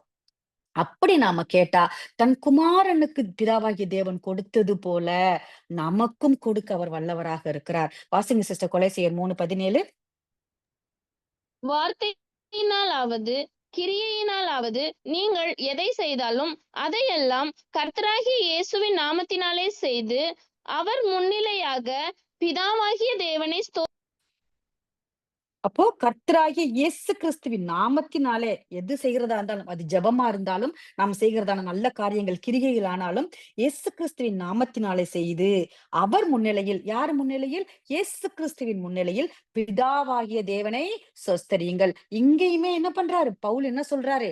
நீங்க பிதாவாகிய தேவனை இயேசு கிறிஸ்துவின் மூலமாக ஸ்தோத்தரியுங்கள் அப்படின்னு சொல்றாரு. இப்ப நம்ம நிறைய போன கிளாஸ்லயே நம்ம படிச்சோம். இப்போ மத்தேயு 6:6 கூட உங்கள் பிதாவினிடத்தில் நீங்கள் கேட்டுக்கொள்ளுகிறது எதுவோ அதை பெற்றுக் கொள்ளுகிறீர்கள் அப்படின்னு பாக்குறோம். இப்போ யாவே தேவன் நம் அப்பா அப்படின்னு தெரியாத வரைக்கும் நாமளும் நம்ம அனாதைகள் தான். போன வகுப்புல படிச்சோம், ஏழைக்கு இறங்குகிறவன் கர்த்தருக்கு கடன் கொடுக்கிறான், அதை அவர் திரும்ப கொடுப்பார். அப்போ ஏழைகள் அப்படின்னு யாரு? அப்பா இல்லாதவங்க ஏழைகள். ஏன்னா அவங்களுக்கு சம்பாரிச்சு கொடுக்க யாரும் இல்ல.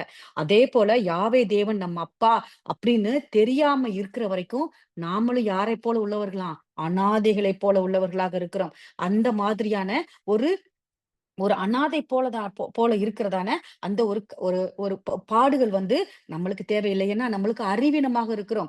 ஏன்னா இயேசு கிறிஸ்துவை மட்டும் பிடித்துக் கொள்ளுகிறோம். அப்படி இல்லை என்றால் தேவாதி தேவனை மட்டும் பிடித்துக் கொள்ளுகிறோம். அப்படி அல்ல. இயேசு கிறிஸ்துவின் மூலமாய், இயேசு கிறிஸ்துவின் முன்னிலையில் பிதாவாகிய தேவனை கனப்படுத்துகிற பிள்ளைகளாக நம்ம காணப்படுகிற பிள்ளைகளாக காணப்படணும். வாசிங்க சிஸ்டர், கலாத்தியர் 4:6. மேலும் நீங்கள் புத்திரராய் இருக்கிறபடியினால் அப்பா பிதாவே என்று கூப்பிடத்தக்கதாக தேவன் தமது குமாரனுடைய ஆவியை உங்கள் இருதயங்களில் அனுப்பினார். நாம பாருங்க, புத்திர ஸ்வீகாரத்தின் இயேசு கிறிஸ்துவுக்கு என்ன ஒரு ஆவியை தேவாதி தேவன் கொடுத்தாரோ, அதே ஆவியை கிறிஸ்துவின் மூலமாக நம்மளுக்கும் கொடுத்திருக்கிறார். அதே ஆவி. ஏன்னா நிறைய இடங்கள்ல சொல்லியிருக்கேன். இயேசு கிறிஸ்து வந்து நம்மளுக்கு ஒரு மூத்த சகோதரனை போல, எந்த இடத்துல என்னைய அப்பான்னு கூப்பிடுங்க அப்படின்னு அவர் ஏன் போதகர்ன்னு கூப்பிடுறது கூட அவர் இயேசு கிறிஸ்து அனுமதிக்கல. ஏன்னா பிதாவானவர் மட்டும்தான் உங்களுக்கு போதகர். அவர்கிட்ட நான் கற்றுக்கொண்டதான் உங்களுக்கு நான் கற்றுக் கொடுத்தேன் அப்படின்னு சொல்லியிருக்கார். அப்போ என்ன வந்து அவரு எந்த இடத்துலயும் அப்பான்னு கூப்பிடுங்க அப்படிங்கிற அந்த அப்பா ஸ்தானத்த இயேசு கிறிஸ்து ஏற்றுக்கொள்ளவே இல்லை. மூத்த சகோதரன் யோவான் புத்தகத்துல சொல்லியிருக்கும். உங்களுடைய மூத்த சகோதரன் சகோதரன் என்று அழைப்பதற்கு நான் வெட்கப்படவில்லை. என்ன நீங்க அண்ணான்னு கூப்பிடுங்க, சகோதரனேன்னு கூப்பிடுங்கன்னு தான் அவர் ஆசைப்பட்டார். அப்ப அவர் என்ன பண்றார்? புத்திர ஸ்வீகாரத்தின் ஆவியை, நாமெல்லாம் தேவனுடைய பிள்ளைகள், நம்மளுடைய இயேசு கிறிஸ்துவின் பிள்ளைகள் அல்ல. நான் தப்பு சொல்லல. நம்மளுடைய ஒரு அன்பின் நிமித்தம் நம்ம ஏசப்பா அப்படின்னு சொல்றோம். ஆனா அந்த அப்பா அப்படிங்கிற அந்த கனத்தையும் அந்த உரிமையையும் இயேசு கிறிஸ்து யாருக்கு உரிமை பாராட்டி கொடுத்திருக்கிறார்? தேவாதி தேவனுக்கு உரிமை பாராட்டி கொடுத்திருக்கிறார். அப்போ நம்ம அப்பான்னு யார கூப்பிடணும்? தேவாதி தேவனை கூப்பிடணும். அப்ப அந்த புத்திர ஸ்வீகாரத்தின் ஆவியை தேவன் வந்து தம்முடைய குமாரனுடைய ஆவியை கொண்டு, இயேசு கிறிஸ்துவின் ஆவியை கொண்டு நம்மளுடைய இருதயங்களில் கொடுத்திருக்கிறார். அப்போ நாமளும் இயேசு கிறிஸ்து எப்படி தேவாதி தேவனுக்கு புத்திரரோ, அதே போல நம்மளும் அவருக்கு புத்திரர். முதல்ல நம்ம நிறைய இடங்கள்ல பார்த்திருப்போம். ஏகசுதனாகிய இயேசு கிறிஸ்துன்னு சொல்லியிருப்பார். என்னுடைய ஏகசுதன் என்று பாராமல் நான் ஒப்பு கொடுத்தேன்னு சொல்லியிருப்பார். ஆனா அதுக்கப்புறம் பாத்தீங்கன்னா என்னுடைய மூத்த குமாரன் இயேசு கிறிஸ்துன்னு சொல்லியிருப்பார். மூத்த குமாரன்னா என்ன? நாமெல்லாம் இளைய குமாரர்கள். அதனாலதான் அவர் மூத்த குமாரன் ஆனார். அப்போ நாம் என்னது? நம்ம அவருடைய கிறிஸ்துவின் ஆவியை தேவனிடத்திலிருந்து பெற்றுக்கொண்ட அந்த கிறிஸ்து பெற்றுக்கொண்ட அந்த ஆவியை நம்மளுக்கும் கொடுத்திருக்கிறார். அவர் உயிர் தெழுந்து போகும் பொழுது அந்த ஆவியை நம்மளுக்கும் கொடுத்து சென்றிருக்கிறார். அப்ப அதை பெற்றுக்கொண்ட பிள்ளைகளாக நாம ஜெபத்தில் கவனம் உள்ள பிள்ளைகளாக நம்ம காணப்படணும். வாசிங்க சிஸ்டர், யோவான் 5:22. அன்றியும் பிதாவை கனம் பண்ணுகிறது போல எல்லாரும் குமாரனையும் கனம் பண்ணும்படிக்கு பிதாவானவர் தாமே ஒருவருக்கும் நியாய தீர்ப்பு செய்யாமல் நியாய தீர்ப்பு செய்யும் அதிகாரம் முழுவதையும் குமாரனுக்கு ஒப்பு கொடுத்திருக்கிறார். அப்போ நாம என்ன பண்ணியிருக்கோம்? இந்த இடத்துல பிதா கிட்ட வந்து நம்ம ஜெபம் பண்ண கூடாதா அப்படிங்கிறது அல்ல. இப்போ அப்போ யார நம்ம தேவாதி தேவனே சொல்லியிருக்காரு, என்னை கணம் பண்ணுகிறது போல எல்லாரும் என் குமாரனையும் கணம் பண்ணணும். ஏன்னா நம்ம தப்பா புரிந்து கொள்ளக்கூடாது. ஏன்னா இயேசு கிறிஸ்துவ நான் ஜெபிக்க கூடாதா? அப்ப தேவாதி தேவன் கிட்ட தான் ஜெபிக்கணுமா? அப்படின்னு நாம என்ன பண்ணக்கூடாது? தப்பாக புரிந்து கொள்ளக்கூடாது. அதற்கு தேவனே சொல்றாரு, அன்றியும் பிதாவை கணம் பண்ணுகிறது போல எல்லாரும் குமாரனையும் கணம் பண்ணும்படிக்கு பிதாவானவர் தாமே ஒருவருக்கும் நியாயத்தீர்ப்பு செய்யாமல், அவர் நியாயத்தீர்ப்பு செய்ய போறதில்ல. யார் மூலியமாக நியாயத்தீர்ப்பு நம்மளுக்கு கிடைக்கும்?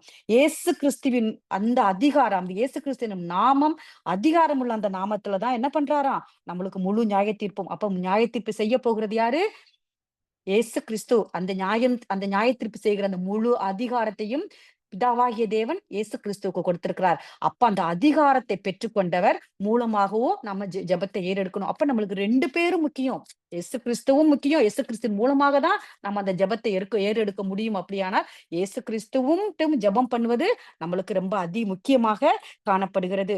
இப்ப கனம் அப்படிங்கிறது இப்ப பார்த்தோம்னா, கனம் அப்படின்னா மரியாதை, கீழ்ப்படிதல், பயம், பக்தி அப்படிங்கிறதான ஒரு ஒரு ஒரு அர்த்தம் நம்ம கொள்ளலாம். இப்ப வேதத்துல பாத்தீங்கன்னா அநேகர் வந்து கிறிஸ்துவனிடத்துல வந்து ஜெபம் செஞ்சாங்க. எப்படின்னா கிறிஸ்து வந்து நமது மூத்த சகோதரன். ஏன்னா பிதாவின் இடத்துல மட்டும் ஜெபிக்கிற ஜெபமும் அல்ல, இயேசு கிறிஸ்துவின் இடத்தில் மட்டும் சிலர் நம்ம அப்போஸ்தலர்களும் சரி, புதிய ஏற்பாட்டில் காணப்படுகிற சில மனிதர்களும் சரி ஜெபங்களை ஏறெடுத்திருக்கிறாங்க. அவங்க எந்த மாதிரியான ஜெபங்களை ஏறெடுத்தாங்க அப்படின்னா, அவங்கள இயேசு கிறிஸ்துவனோட மூத்த சகோதரன் என்றும், பிதா வந்து அவர் கிறிஸ்து பிதா அல்ல. அதாவது இயேசு கிறிஸ்து பிதா அல்ல அப்படிங்கிறதான தெளிவு அவர்களிடத்துல காணப்படக்கூடிய ஒருவர்களாக அவர்கள் காணப்பட்டாங்க. இப்ப கிறிஸ்தவன் இடத்துல பவுல் அநேக தரம் வந்து ஜெபிச்சிருக்காரு. எப்படி ஜெபிச்சிருக்காருன்னா, கிறிஸ்து சோதனையில் ஜெயித்தவரானதால், ஏன்னா, அவர் அநேக பாடுகளை ஜெயித்தார். ஏன்னா, அவர் வந்து சிலுவை மரணத்த நம்ம பார்த்தோம்னா, அது நம்மளால சகிக்க முடியாது. அந்த அளவுக்கான பாடுகளை இயேசு கிறிஸ்து பட்டார். அந்த சோதனையிலும் ஏன்னா சிலுவை மரணத்தில் மட்டுமல்ல, அவர் அநேக தரம் அவர கல்லெறிய வந்து அவர வந்து பிடிக்கிறதுக்கு பார்த்தாங்க. கல்லெறிய பரிசேயர்கள் வந்து வகை தேடினாங்க. அவர வந்து கூட்டத்துக்குள்ள கூட்டமா அவர கொலை செய்ய வகை தேடினாங்க. அந்த நெறைய இடங்கள்ல இயேசு கிறிஸ்து ஒளிஞ்சு, ஒளிஞ்சு கூட ஊழியம் செய்தார்ன்னு நம்ம பார்த்திருக்கிறோம். அந்த மாதிரி அவர் சோதனைகள்ல இருக்கும்போது, அவர் என்ன பண்ணாராம்? பிதாவினுள் உள்ள ஐக்கியத்தினால், பிதாவின் மேல் வைத்த அந்த ஒரு விசுவாசத்தினால் அவர் என்ன பண்ணார்? சோதனையை ஜெயித்தவராக காணப்பட்டார். நாமும் நம்ம சோதனையில ஜெயிக்கணும்னா, நம்ம இயேசு கிறிஸ்துவிட்ட கேட்கணும். எப்படி கேட்கணும்? வாசிங்க சிஸ்டர். எபிரேயர் 2:18. ஆதலால் அவர் தாமே சோதிக்கப்பட்டு பாடுபட்டதினாலே அவர் சோதிக்கப்படுகிறவர்களுக்கு உதவி செய்ய வல்லவராய் இருக்கிறார். ஏன்னா, அவர் சோதனைகள ஜெயிச்சுட்டார். இயேசு கிறிஸ்து சோதனைகள ஜெயிச்சுட்டார். ஏன்னா, இப்போ நம்ம போய் யார்கிட்ட போய் ஒரு வழி கேட்போம்? நம்மளுக்கு தெரியாது. இந்த ஒரு மதுரைக்கு போற வழி தெரியாதுன்னு வச்சுக்கோங்க. தெரியாத ஒரு ஆள்கிட்ட போய் கேட்போமா? நல்ல வழி தெரிஞ்சு ஏற்கனவே பரிச்சயப்பட்ட ஒரு மதுரைக்காரர்கிட்ட, இல்ல அந்த மதுரைக்கு அடிக்கடி போயிட்டு வர்றவர்கிட்ட போயி, எப்படி அந்த அந்த மதுரைக்கு எந்த வழியா போகணும்? எந்த ரூட் வழியா போனா எனக்கு ஈஸின்னு கேட்போம். அப்போ ஆல்ரெடி அவங்களுக்கு ஒரு வெல் நோன் பெர்சன். அவங்க ஆல்ரெடி நல்லா தெரிஞ்சிருக்கணும். அதே போல இயேசு கிறிஸ்துவும் அவர் என்ன பண்ணார்? தன்னுடைய பாடுகளில் எல்லா பாடுகளையும் அவர் என்ன பண்ணாரு? ஜெயித்தார். அப்படி ஜெயித்தவராக இருக்கிற அந்த இயேசு கிறிஸ்துவிகிட்ட நம்மளுக்கு ஒரு பாடு வரும்போது, அந்த பாடுகளிலிருந்து ஜெயிக்கத்தக்கதாக, அதிலிருந்து நாம வெளியில வரும்படியாக, தப்பிக்கும் வழியை அவர் நம்மளுக்கு போதிக்கும்படியாக, நம்ம இயேசு கிறிஸ்துவினிடத்தில நம்ம ஜெபங்களை ஏறெடுக்கலாம். பவுல் செஞ்சார். ஏன்னா, அவருக்கு கண்ணுல குறைபாடு இருந்துச்சு. ஏன்னா, அவர் வந்து மேக்னிஃபையிங் கிளாஸ்ன்னு சொல்லுவோம். கையில வந்து நம்ம இப்ப வயசானவங்கலாம் நீங்க இப்ப கண்ணாடி போடுறாங்க. முந்தி காலங்கள்ல எல்லாம் பார்த்தீங்கன்னா, கையில அந்த லென்ஸ வச்சு தான் அப்படியே ஒவ்வொரு எழுத்துக்களுக்கு மேல அப்படியே காமிச்சு, காமிச்சு ரீட் பண்ணிக்கிட்டே வருவாங்க. அது பல மடங்கு அந்த எழுத்த வந்து பெருசாக்கி காமிக்கும். அந்த மாதிரி தான் பவுல் வந்து அநேக அ வேதத்தை அந்த சுருள்களை எழுதுறதற்கு அந்த மெத்தட் தான் பயன்படுத்தினார். ஏன்னா, அவருக்கு கண்ணுல குறைபாடு இருந்துச்சு. அந்த குறைபாடு இருக்கும்போது கூட, பவுல் வந்து இயேசு கிறிஸ்து கூட ஜெபம் பண்ணும்போது, இயேசு கிறிஸ்து என்ன சொன்னாராம்? "என் கிருபை உனக்கு போதும்." இனி இருக்கிற இந்த குறைபாடோட கூட தான் நீ கடைசி வரைக்கும் இருப்ப. என் கிருபை உனக்கு போதும். நான் உனக்கு இதுவரைக்கும் கொடுத்ததே உனக்கு அதிகம் அப்படின்னு இயேசு கிறிஸ்து சொல்லிட்டாராம். எப்படி இருக்கு பாருங்க. அவருக்கே அந்த கிருபை போதுமானால், நம்மளுக்கு அவரோட கிருபை எவ்வளவா இருந்திருக்கிறது. யோசிச்சு பாருங்க. நீ ஷாலினி சிஸ்டர் அவங்களோட கிருபை எவ்வளவு அவங்களுக்கு அதிகமா இருந்தது. எவ்வளவு அழகா அவங்க டெஸ்டிமனி நம்மளோட கூட பகிர்ந்துக்கிட்டாங்க. அப்ப அநேகம் கொடுக்கப்பட்டவர்களிடத்தில் அநேகம் கேட்கப்படும். டாக்டர் புஷ்பலதா சிஸ்டர் சொன்னாங்க இல்லையா? ஏன்னா அந்த ஸ்டீஃபன் பிரதருக்கு தேவன் அநேகத்த கொடுத்திருக்கிறார். அநேக ஆசீர்வாதங்கள கொடுத்திருக்கிறார். அப்போ அநேக எதிர்பார்ப்பு அந்த அந்த சகோதரனிடத்தில் பிதாவாகிய தேவனுக்கு காணப்படுகிறது. அந்த சிஸ்டர் சொன்னாங்க, நிஜமாவே அது ஒரு பெரிய தீர்க்க தரிசனமான வார்த்தை. ஏன்னா, அவங்க என்ன பண்ணணும், அந்த ஸ்டீஃபன் பிரதர் அவருக்கு அநேகமாய் ஆசீர்வதிக்கப்பட்ட தேவனிடத்தில் அந்த ஆசீர்வாதத்தை பெற்றுக்கொண்ட அவர், தேவனுக்கென்று எழும்பி அவர் ஒரு டைம் ஜொலிப்பார். நான் கர்த்தருக்குள்ளாக விசுவாசிக்கிறேன். அவர்களுக்குள்ள இருக்கிற ஒரு பெரிய விசுவாசம் ஷாலினி சிஸ்டர் ஆகட்டும், அவர் குடும்பத்தாராகட்டும், அவங்க கணவராகட்டும், அவர்களுக்கு குடுத்த அந்த கிருபையை அழகா பற்றிக் கொண்டாங்க. அவங்களோட அழைப்பை தெரிந்து கொண்டாங்க. அந்த அழைப்பை அவர்கள் பற்றிக் கொள்கிற பிள்ளைகளாக அவங்க காணப்படுவாங்க அப்படின்னு சொல்லி நான் அவர்களை ஆசீர்வதித்து ஜெபிக்கிறேன். அவர்கள் அதற்கென்று அவர்கள் உருவாவார்கள் என்று நான் கர்த்தருக்குள்ளாக விசுவாசிக்கிறேன். இப்ப என்ன பண்றோம்? அப்போ அவர்கிட்ட இருந்த கிருபையை பவுலுக்கு அந்த கிருபையே எனக்கு போதும். அந்த கிருபையோட கூட நீ இருந்து கொள் அப்படின்னு சொல்லி அவர் என்ன பண்ணிட்டாரு? சொல்லிட்டாரு. இப்போ இதவே நம்ம பழைய ஏற்பாட்டுல போய் பார்த்தோம் அப்படின்னா, இது இஸ்ரேல் ஜனங்கள் கிட்ட போய் நம்ம பார்க்கலாம். இஸ்ரேல் ஜனங்கள் பார்த்தீங்க வனாந்தரத்துல போகும்போது, அவங்கள கொள்ளிவை சர்ப்பம் வந்து என்ன பண்ணுச்சு? அவங்கள கடிச்சது. அநேகர் வந்து அந்த வனாந்தரத்துல இறந்து போனாங்க.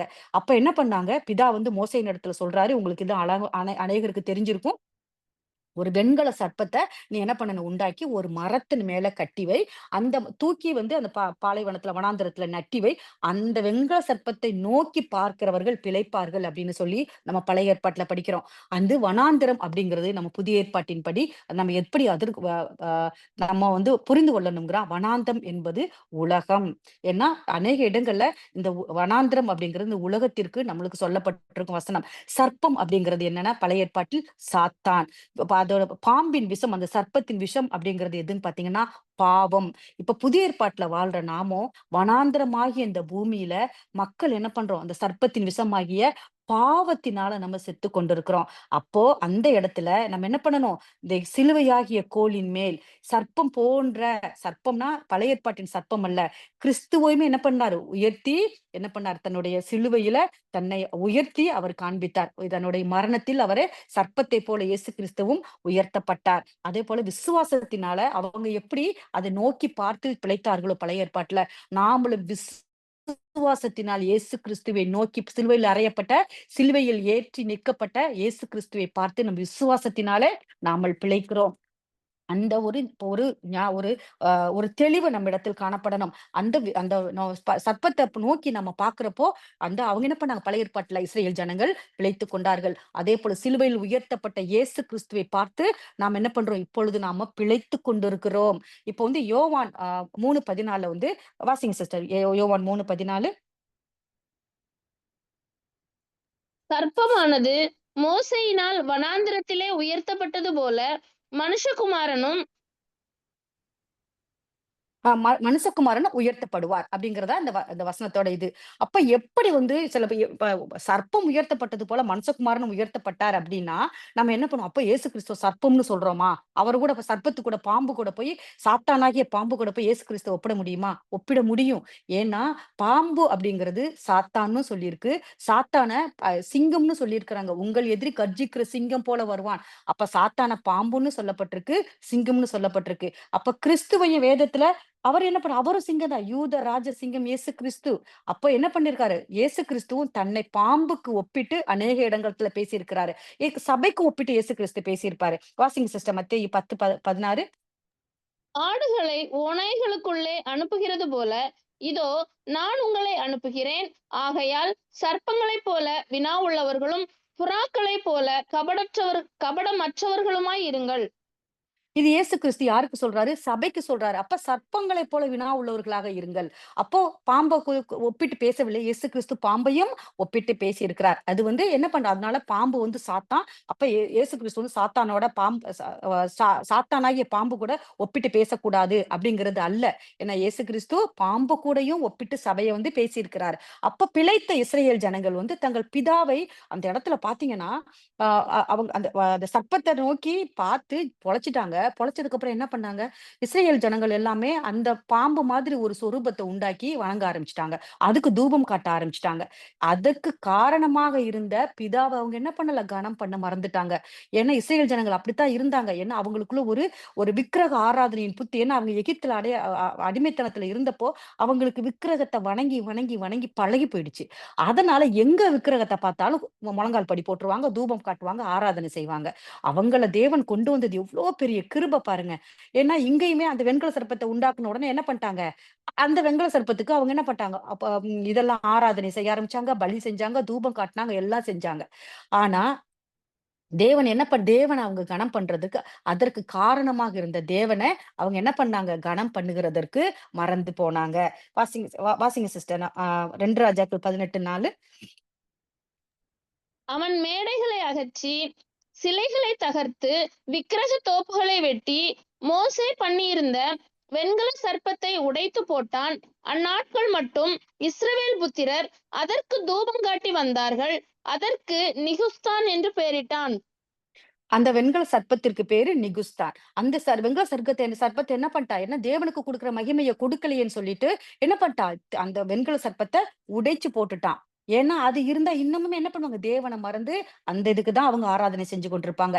இப்பவுமே கிறிஸ்து எல்லா கனத்தையும், மகிமையும் பிதாவுக்கு கொடுத்தார். தனக்கான அந்த புகழை அவர் என்ன பண்ணாரு? நிராகரித்தார். இப்ப இஸ்ரவேல் ஜனங்கள் பழைய ஏற்பாட்டுல பார்த்தீங்கன்னா, பிதாவிற்கு கொடுக்க வேண்டிய மகிமை ஆராதனையும் சர்ப்பத்துக்கு கொடுத்தாங்க. அந்த வெண்கல சர்ப்பத்துக்கு கொடுத்தாங்க.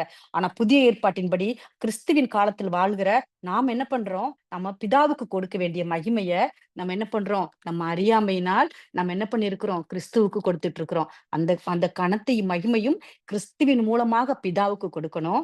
ஆனா நம்ம என்ன பண்ணிர்றோம்? பிதாவை எப்படி பழைய ஏற்பாட்டின் ஜனங்கள் வனாந்திரத்தில் ஏற்றப்பட்ட அந்த வெண்கல சர்ப்பத்திற்கு முக்கியத்துவம் கொடுத்து என்ன பண்ணிட்டாங்க? பிதாவாகிய தேவன கனம் பண்ணலையோ, அதே போல நாம என்ன பண்ணிட்டோம்?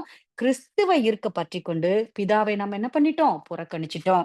அந்த மாதிரி நாம காணப்படக் கூடாது. இப்போ அழகா வந்து நம்மளுக்கு வசனத்துல சொல்லப்பட்டிருக்கும். ஸ்திரீக்கு வந்து புருஷன் தலை. புருஷனுக்கு கிறிஸ்து தலை. கிறிஸ்துவுக்கு யாரு தலை? பிதா தலை. அநேக இடங்கள்ல ஆணித்தனமாக இயேசு கிறிஸ்து வந்து பதிவு செஞ்சிருப்பாரு. கிறிஸ்து எப்பவும் தன்னுடைய வாழ்க்கையில அவரவே தேவாதி தேவனையே முன்னிலைப்படுத்தி வச்சிருந்திருப்பாரு. பிதாவும் தன் குமாரனாகிய கிறிஸ்துவின் ஆவியை நமக்கு தந்திருக்கிறாரு. அப்படின்னா, நாம கிறிஸ்து எப்படி பிதாவினிடத்தில் கேட்டுக்கொள்கிறாரோ, அப்படித்தான் நாமளும் கேட்போம். ஏன்னா பிதாவோட கிறிஸ்துவின் ஆவி நமக்குள்ள இருந்தா, ஆட்டோமேட்டிக்கா நம்ம என்ன பண்ணுவோம்? அந்த ஆவியில தான் நாம ஜெபிப்போம். அப்படி ஜெபிக்கிற பிள்ளைகளாக தான் நம்ம காணப்படணும். அப்ப நம்ம எப்படி ஜெபிக்கணும்? இயேசு கிறிஸ்துவின் நாமத்தினால் பிதாவினிடத்தில் ஜெபிக்க வேண்டாம். அப்போ 3வது கொஸ்டின் பார்த்தீங்கன்னா, இன்னொரு ஒரு 20 நிமிஷம் ஆகும். கொஞ்சம் நான் வேகமா முடிக்க நானு ட்ரை பண்றேன். ஓகே. இப்ப 3வது கொஸ்டின் பார்த்தீங்கன்னா, இந்த 2 கொஸ்டின் தான் இதுக்கு முன்னாடி உள்ளத கொஞ்சம் பெருசா நம்ம எலாபரேட்டடா படிப்போம். இது உள்ளது கொஞ்சம் வேகமா நான் முடிக்க முயற்சி செய்றேன். எந்த ஜெபத்தை 3வது கொஸ்டின், எந்த ஜெபத்தை தேவன் அங்கீகரிக்க மாட்டார்? அப்ப எப்படி நம்மளோட ஜெபம் எப்படி இருக்கணும்? எப்படி பட்ட ஜெபத்தை தேவன் அங்கீகரிக்க மாட்டார்? அப்படின்னா, நாம இதற்கு ஒரு நல்ல ஒரு தெளிவுள்ள பிள்ளைகளாக, நம்மளுடைய ப ப நல்ல அறிந்த பிள்ளைகளான ஜெபத்துல எத கேட்கணும் அப்படிங்கிற ஒரு அறிவுள்ள பிள்ளைகளாக, நம்முடைய ஜெபம் எப்படி இருந்தாலும் அத அங்கீகரிப்பார்ங்கிற தெளிந்த புத்தியுள்ளவர்களாக நம்ம காணப்படணும். வாசிங்க சிஸ்டர் நீதிமொழிகள் 28:9. வேதத்தை கேளாதபடி தன் செவியை விலக்குகிறவனுடைய ஜெபமும் அருவருப்பானது. அப்ப யாருடைய ஜெபத்த தேவன் அங்கீகரிக்க மாட்டாரா? நான் ஜெபம் மட்டும் பண்ணுவேன், வேதத்த வாசிக்க மாட்டேன்.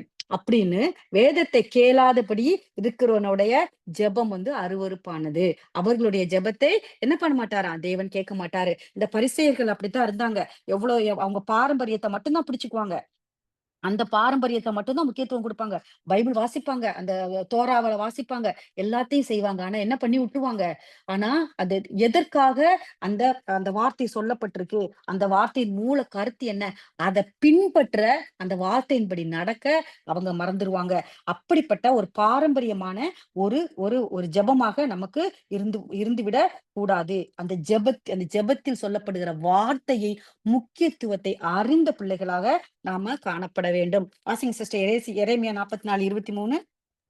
நீங்கள் தூபங்காட்டி கர்த்தருக்கு விரோதமாக பாவம் செய்து கர்த்தருடைய சத்தத்துக்கு செவிகொடாமலும் அவருடைய வேதத்துக்கும் அவருடைய கட்டளைகளுக்கும் அவருடைய சாட்சிகளுக்கும் இணங்கி நடவாமலும் போனபடியினாலே இந்நாளில் இருக்கிறபடி இந்த தீங்கு உங்களுக்கு நேரிட்டது என்றான்.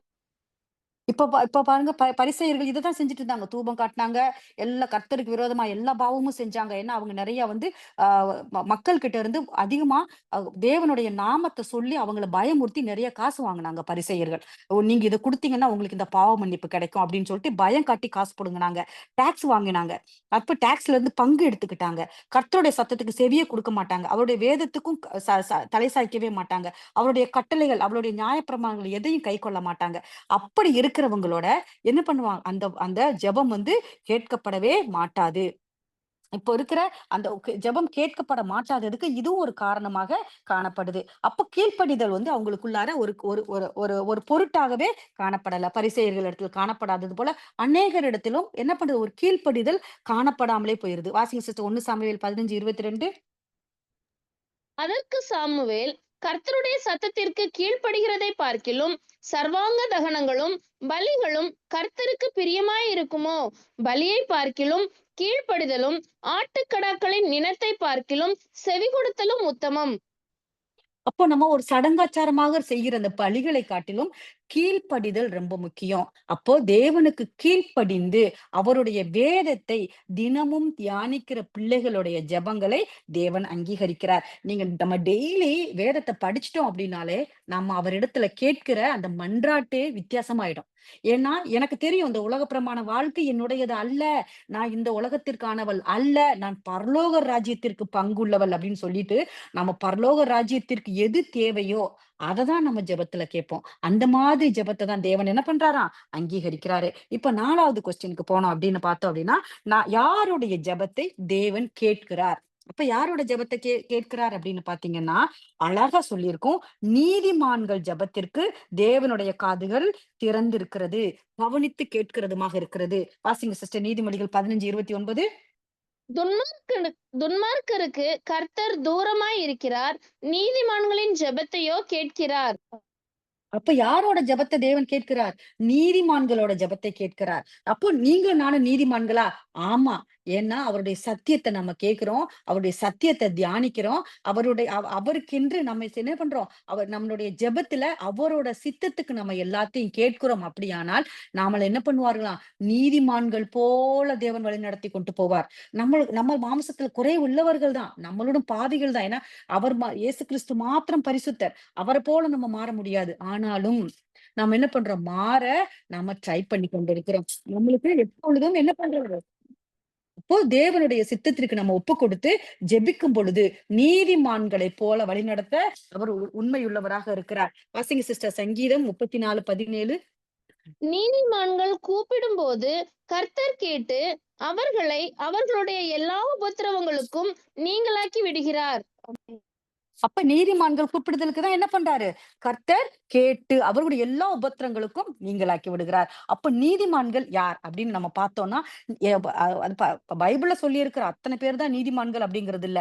இப்பவும் நீதி செய்கிறவர்கள், அதாவது ஏழைக்கு இறங்குகிறவர்கள், இப்ப என்ன நம்மளுக்கு ஒரு தேவைக்கு வந்து நம்மகிட்ட நிக்கிறப்போ, நம்மளுடைய பிரதிபலனை எதிர்பார்க்காம அவங்களுக்கு கொடுக்கிறோம். அப்போ ஒரு ஒரு ஒரு இடத்துல ஒரு ஒரு பிரச்சனை வருது. அந்த இடத்துல போயி நாம என்ன பண்றோம்? நம்மளுக்கு தேவனுடைய வார்த்தைய சொல்லி அந்த இடத்துல நீதி செய்றோம். பிரச்சனை இல்லாம நம்ம பார்த்துக் கொள்ளுகிறோம். 2 ட்ரெஸ் வச்சிருக்கோம். ஒருத்தனுக்கு நாம குடுக்குறோம்.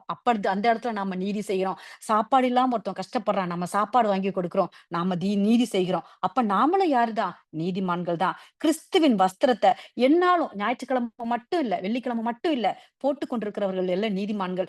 எந்நாளும் கிறிஸ்துவின் வஸ்திரத்தை தரித்தவர்கள் தான் நீதிமான்கள். அப்படிப்பட்ட நீதிமான்களின் ஜெபத்தை தேவன் கேட்கிறவராக இருக்கிறார். வாசிங் சிஸ்டர் சங்கீதம் 34:15. கர்த்தருடைய கண்கள் நீதிமான்கள் மேல் நோக்கமாய் இருக்கிறது. அவருடைய செவிகள் அவர்கள் கூப்பிடுதலுக்கு திறந்திருக்கிறது. அப்போ அவங்க நீதிமான்களுடைய எப்போ தேவன் வந்து காத்துக்கிட்டு இருக்காராம். எப்போ என் பிள்ளை என்னோட ஜெபிக்கும்? எந்த பிள்ளையோட ஜெபத்த கேட்கறதுக்கு? நீதிமான்கள் செய்யற ஜெபத்துக்கு. ஏன்னா அவங்க எனக்கு உலக பிரமாணமா எனக்கு கார் வேணும், வீடு வேணும்னு அவங்க கேட்க மாட்டாங்க. உலக பிரமாண பொருட்களையே அவங்க கேட்க மாட்டாங்க. அதனால அவங்க கேட்டாங்க அப்படின்னா ரொம்ப வேல்யூபிள். இந்த ஆத்துமா எனக்கென்று வேணும். இந்த ஆத்துமாவ நான் பரலோகத்திற்கு கொண்டு வரணும். இந்த ஆத்துமாவுக்கு நான் செய்யக்கூடிய ஒரு பெரிய உபகாரம் அது கர்த்தருடைய சன்னிதானத்துல கொண்டு வந்து நிறுத்தும் அப்படிங்கிறதான ஒரு பெரிய ஒரு வேண்டுதலா தான் காணப்படுமா.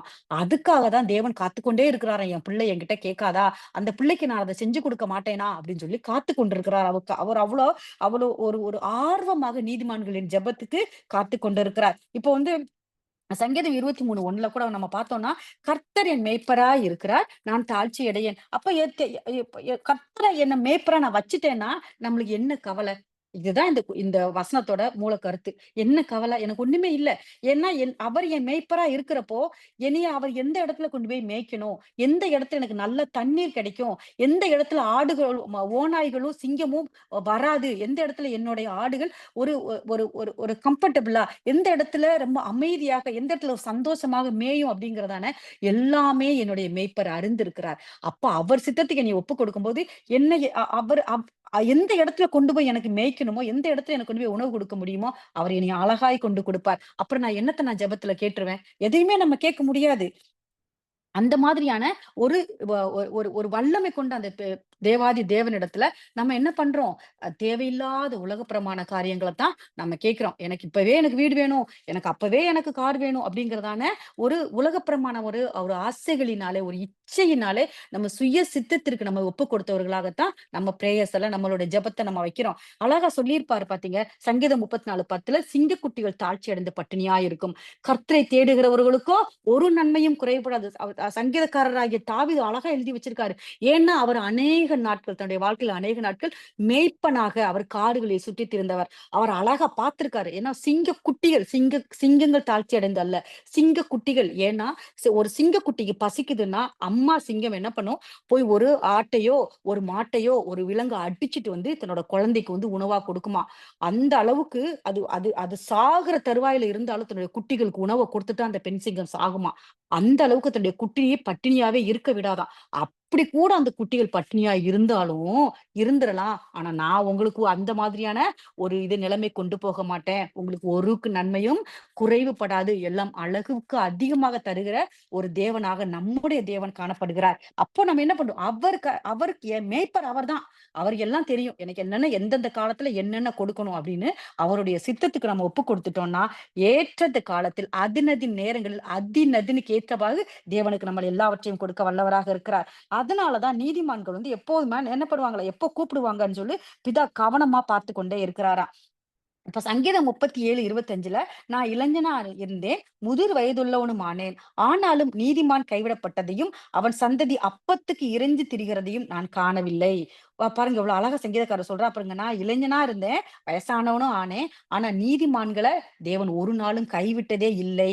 அவன் அப்பத்துக்கு அந்த பக்கமும், இந்த பக்கமும் அலைந்து திரிகிறதையும் நான் கண்டதில்லை.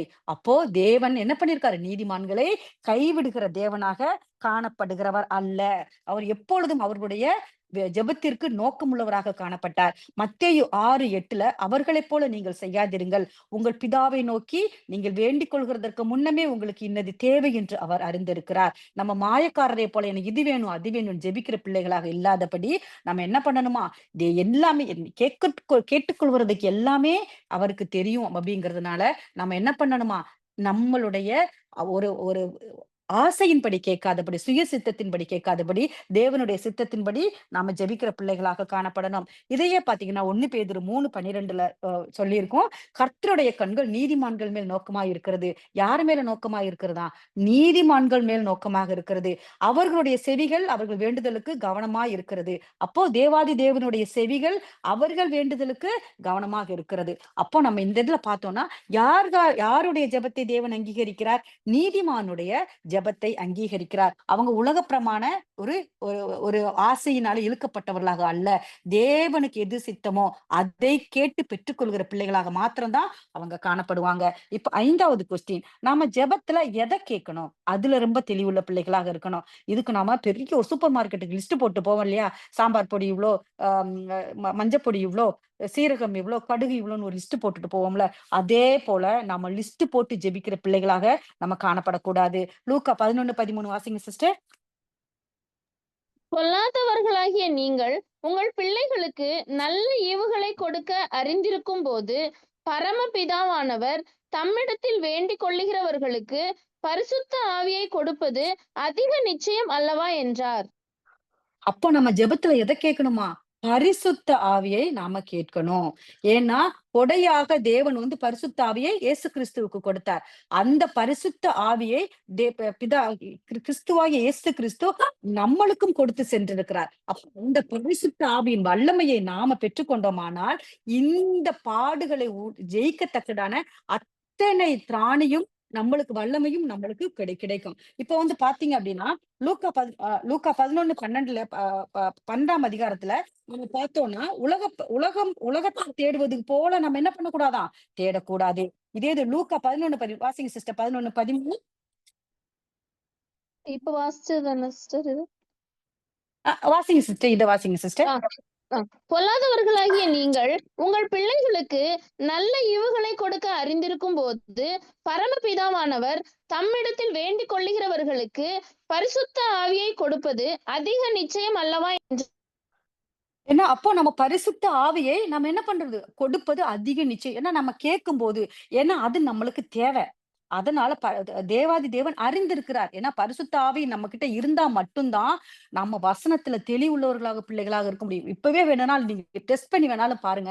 ஜெபிக்கிறதுக்கு முன்னாடி பரிசுத்த ஆவியின் வல்லமையை நம்ம பெற்றுக்கொண்டு, நம்ம அந்த பைபிள வாசிக்கிறப்போ பார்த்தீங்கன்னா, நம்மளுக்கு வித்தியாசமான ஒரு அனுபவம் நம்மளுக்கு கிடைக்கும். அழகா நம்மளுக்கு அந்த பரிசுத்த ஆவி விளக்கத்தை அழகா நம்மளுக்கு படிப்பிச்சு கொடுத்தே அப்படியே கொண்டுட்டு போய்க்கிட்டே இருக்கிற மாதிரி இருக்கும். அப்போ நம்மளுக்கு அந்த தெளிவு நம்மளுக்கு வேணும். எந்த ஒரு காரியமானாலும் பைபிள் படிக்கிறதுக்கு மட்டுமல்ல, எந்த ஒரு காரியமானாலும் நம்மளுக்கு செய்ய திராணியை அந்த பரிசுத்தாவின் வல்லமை நம்மளுக்கு கொடுக்கிறது அதிக நிச்சயம். அப்ப அப்ப என்ன பரிசுத்த ஆவியை நம்ம கேட்கும் பொழுது அவர் நம்மளுக்கு கட்டாயம் கொடுப்பார் அப்படிங்கிறதான ஒரு நிச்சயம் நம்ம இடத்துல காணப்படும். வாசிங்க சிஸ்டர் யோவான் 14:16. நான் பிதாவை வேண்டிக் கொள்ளுவேன், அப்பொழுது என்றென்றைக்கும் உங்களுடனே கூட இருக்கும்படிக்கு சத்திய ஆவியாகிய வேறொரு தேற்றரவாளனை அவர் உங்களுக்கு தந்தருளுவார். இப்ப பரிசுத்த ஆவிக்கு பேரு இன்னொரு பேர் தான் சத்திய ஆவியே. அப்ப நாம அடிக்கடி இந்த இந்த வார்த்தைய நம்ம நெறைய இடத்துல நம்ம பார்த்திருப்போம். அப்ப பரிசுத்த ஆவியாகிய சத்திய ஆவியே ஆகிய வேறொரு தேற்றவாளனை உங்களுக்குள் தருவேன். ஏன்னா, அப்ப இயேசு கிறிஸ்து போனதுக்கு அப்புறம் நம்மள ஆற்றி தேற்றி வழிநடத்துறதற்கு ஒருவர் வேணும். அப்ப என்ன பண்றாரு? அதை நம்மளுக்கு கொடுத்திருக்காரு. அப்ப அதை நாம கேட்டு பெற்றுக்கொள்ளணுமே தவிர, எனக்கு உலக பிரமாண காரியங்கள் தான் வேணும் அப்படின்னு நம்ம கேட்கக் கூடாது. பரிசுத்த ஆவிய நம்ம பெற்றுக்கொண்டோம்னா, மற்ற காரியங்களையும் பெற்றுக்கொள்வது மிக மிக எளிது. அதனால வீடு வேணும், எனக்கு ஆஸ்திகள் வேணும், எனக்கு கார்கள் வேணும் அப்படின்னு நம்ம கேட்கக் கூடாது. நம்ம எத கேட்கணுமா? பரிசுத்த ஆவியின் வரங்களை நாம கேட்கணும். பரிசுத்த ஆவியின் மூலமாக பெற்றுக்கொள்ள வேண்டிய ஆசீர்வாதங்களை நம்ம கேட்கணும். பரிசுத்த ஆவியினால் நம்ம பெற்றுக்கொள்ள வேண்டிய தெளிவை நாம கேட்கணும். அப்படி கேட்கிற பிள்ளைகளாக காணப்படணும். வாசிங்க சிஸ்டர் 11 லூக்கா 12:29. ஆகையால் எண்ணத்தை உண்போம், எண்ணத்தை குடிப்போம் என்று நீங்கள் கேளாமலும் சந்தேகப்படாமலும் இருங்கள். Next sister. இவைகளை எல்லாம் உலகத்தார் நாடி தேடுகிறார்கள். இவைகள் உங்களுக்கு வேண்டியவைகள் என்று உங்கள் பிதாவானவர் அறிந்திருக்கிறார். நெக்ஸ்ட். தேவனுடைய ராஜ்யத்தையே தேடுங்கள், அப்பொழுது இவைகள் எல்லாம் உங்களுக்கு கூட கொடுக்கப்படும். ஆமென். என்னத்த சாப்பிடணும், என்னத்த குடிக்கணும் அப்படின்னு சொல்லிட்டு நீங்க தேவனிடத்துல கேட்காதீங்க. முதல்ல தேவனுடைய ராஜ்யத்த தேடுங்க. அப்படி தேடிட்டா உங்களுக்கு தேவையான சாப்பாடும், நீங்க உடுத்திக்க தேவையான உடையும், நீங்க தூங்க தேவையான இடமும் தேவன் கொடுப்பார். அப்ப நம்ம எத ஃபர்ஸ்ட் தேடணும்? சாப்பாட்ட தேடக்கூடாது, உணவ தேடக்கூடாது, இருக்கிற இடத்த தேடக்கூடாது. தேவனுடைய ராஜ்யத்தை தேடணும். நாம என்ன பண்ணணும்? பரலோக ராஜ்யத்தின் அழைப்ப தேடணும். மணவாட்டி அழைப்ப தேடணும். தேவனுடைய சித்தம் இந்த பூமியில நான் இந்த உலகத்தாரானா இருக்கணுங்கிறது அவருடைய சித்தம் அல்ல. என்னுடைய அழைப்பையும் என்னுடைய தெரிந்து கொள்ளுதலையும் உறுதிப்படுத்தி எனக்கு வைக்கப்பட்ட ஜீவ கிரீடத்தை இயேசு கிறிஸ்துவின் சபையாய் மாறுவது தேவனுடைய சித்தம். அப்போ நாம யாரா மாறணுமா? கிறிஸ்துவின் சபையாய் மாறணும். அவருடைய கரத்திலிருந்து ஜீவ கிரீடத்தை பெற்றுக் கொள்ளுகிற பிள்ளையாக, அவருடைய அழைப்பை தெரிந்து கொண்ட பிள்ளையாக நாம இருக்கணும்னா, அப்ப என்ன பண்ணணும்? தேவனுடைய ராஜ்யத்தை நம்ம முதல்ல தேடணும். தேவனுடைய ராஜ்யத்தை முதல்ல தேடினாலே நம்மளுக்கு எல்லாமே கிடைச்சிரும். ஏன்னா, நாம என்ன பண்றோம்? தேவனுடைய சித்தத்துக்கு ஒப்பு கொடுத்துட்டோம். நம்ம தேவனுடைய பிள்ளையா மாறிட்டோம். கிறிஸ்துவின் வஸ்திரத்தை தரித்து கொண்டுட்டோம். கிறிஸ்துவை போல நம்ம மாறிட்டோம் அப்படின்னா, நம்மளுக்கு எல்லாமே கூட கொடுக்கப்படும். 1, 2 இல்ல. ஒரு ட்ரெஸ் கேட்டா 4 ட்ரெஸ் கிடைக்கும். 4 ட்ரெஸ் கேட்டா 8 ட்ரெஸ் கிடைக்கும். அந்த மாதிரியான ஒரு ஆசீர்வாதத்தை. ஏன்னா, நான் கிறிஸ்துவாக மாறிட்டேன். நீங்க மாறிட்டீங்கனாலே ஒரு ட்ரெஸ்ஸுக்கு மேல இன்னொரு ட்ரெஸ் கேட்க மனசு வராது. ஏன்னா, எனக்கு போதும் என்ற மனதுடனே கூடிய பக்தியே நல்லது. அப்ப எனக்கு இது போதும். எனக்கு இந்த ஒரு ட்ரெஸ் எனக்கு போதும். எனக்கு இருக்கிற அந்த குடிசை வீடே எனக்கு போதும் அப்பா. அப்படிங்கிறதான மனநிலைமைக்குள்ளார நாம வந்துருவோம். அப்போ இந்த உலக ஆசை அப்படிங்கிறது எல்லாமே மாயை அப்படின்னு எல்லாத்தையும் ஆண்டு அனுபவிச்ச சாலமோன் அழகா சொல்லியிருப்பாரு. எல்லாம் மாயை, எல்லாம் மாயை. ஏன்னா கடவுளோட பரலோக ராஜ்யம், அந்த தேவனுடைய ராஜ்யம் தான் நம்மளுக்கு நிரந்தரம் அப்படின்னு அவர் அழகா சாலமோன் நம்மளுக்கு கடைசி எல்லாத்தையும் ஆண்டு அனுபவித்த அவர் கடைசி கன்க்ளூஷன் என்ன பண்ணியிருப்பாரு? தேவனுடைய ராஜ்யம் தான் நிரந்தரம். இந்த உலக பிரமாண வாழ்க்கை நிரந்தரம் அல்ல. இது எல்லாம் அழிந்து போகக்கூடியது. இது எல்லாம் அனித்தியம். தேவனுடைய ராஜ்யம் மட்டுமே நிரந்தரம். அது மட்டுமே நித்தியம்னு சொல்லி நம்மளுக்கு எழுதி கொடுத்துட்டு போயிருந்தாரு. 6வது கொஸ்டின் அப்படின்னு பார்த்தோம் அப்படின்னா, ஜெபத்த எப்படி செய்ய வேணும்? இதான் கடைசி கொஸ்டின். ஜெபத்த எப்படி செய்யணும்னா, கத்தி கத்தி நம்ம ஜெபிக்க கூடாது. அப்ப சில பேர்லாம் பார்த்தீங்கன்னா, சவுல் ஆடுனாரு. ச ம தாவீது தெருவுல அந்த உடன்படிக்கை பெட்டிக்கு கொண்டு வரதுக்கு முன்னாடி ஆடிக்கிட்டு போனாரு அப்படின்னு சொல்லி சில பேர் சொல்லி என்ன பண்ணுவாங்க, சபையில டான்ஸ் ஆடுவாங்க. பயங்கரமா குதிச்சு குதிச்சு பரிசுத்த ஆவியில நிறைஞ்சு அவங்க அவங்க என்ன பண்ணுவாங்க, ஜெபிப்பாங்க. அப்படி ஜெபிக்கிறது தப்பு இல்ல. ஏன்னா அவங்க அவங்களே அறியாம செய்கிறது. ஆனால் நம்ம என்ன பண்ணக்கூடாதாம், அப்படி கத்தி ஆர்ப்பாட்டம் பண்ணி நம்ம என்ன பண்ணக்கூடாதாம், ஜெபிக்க கூடாது.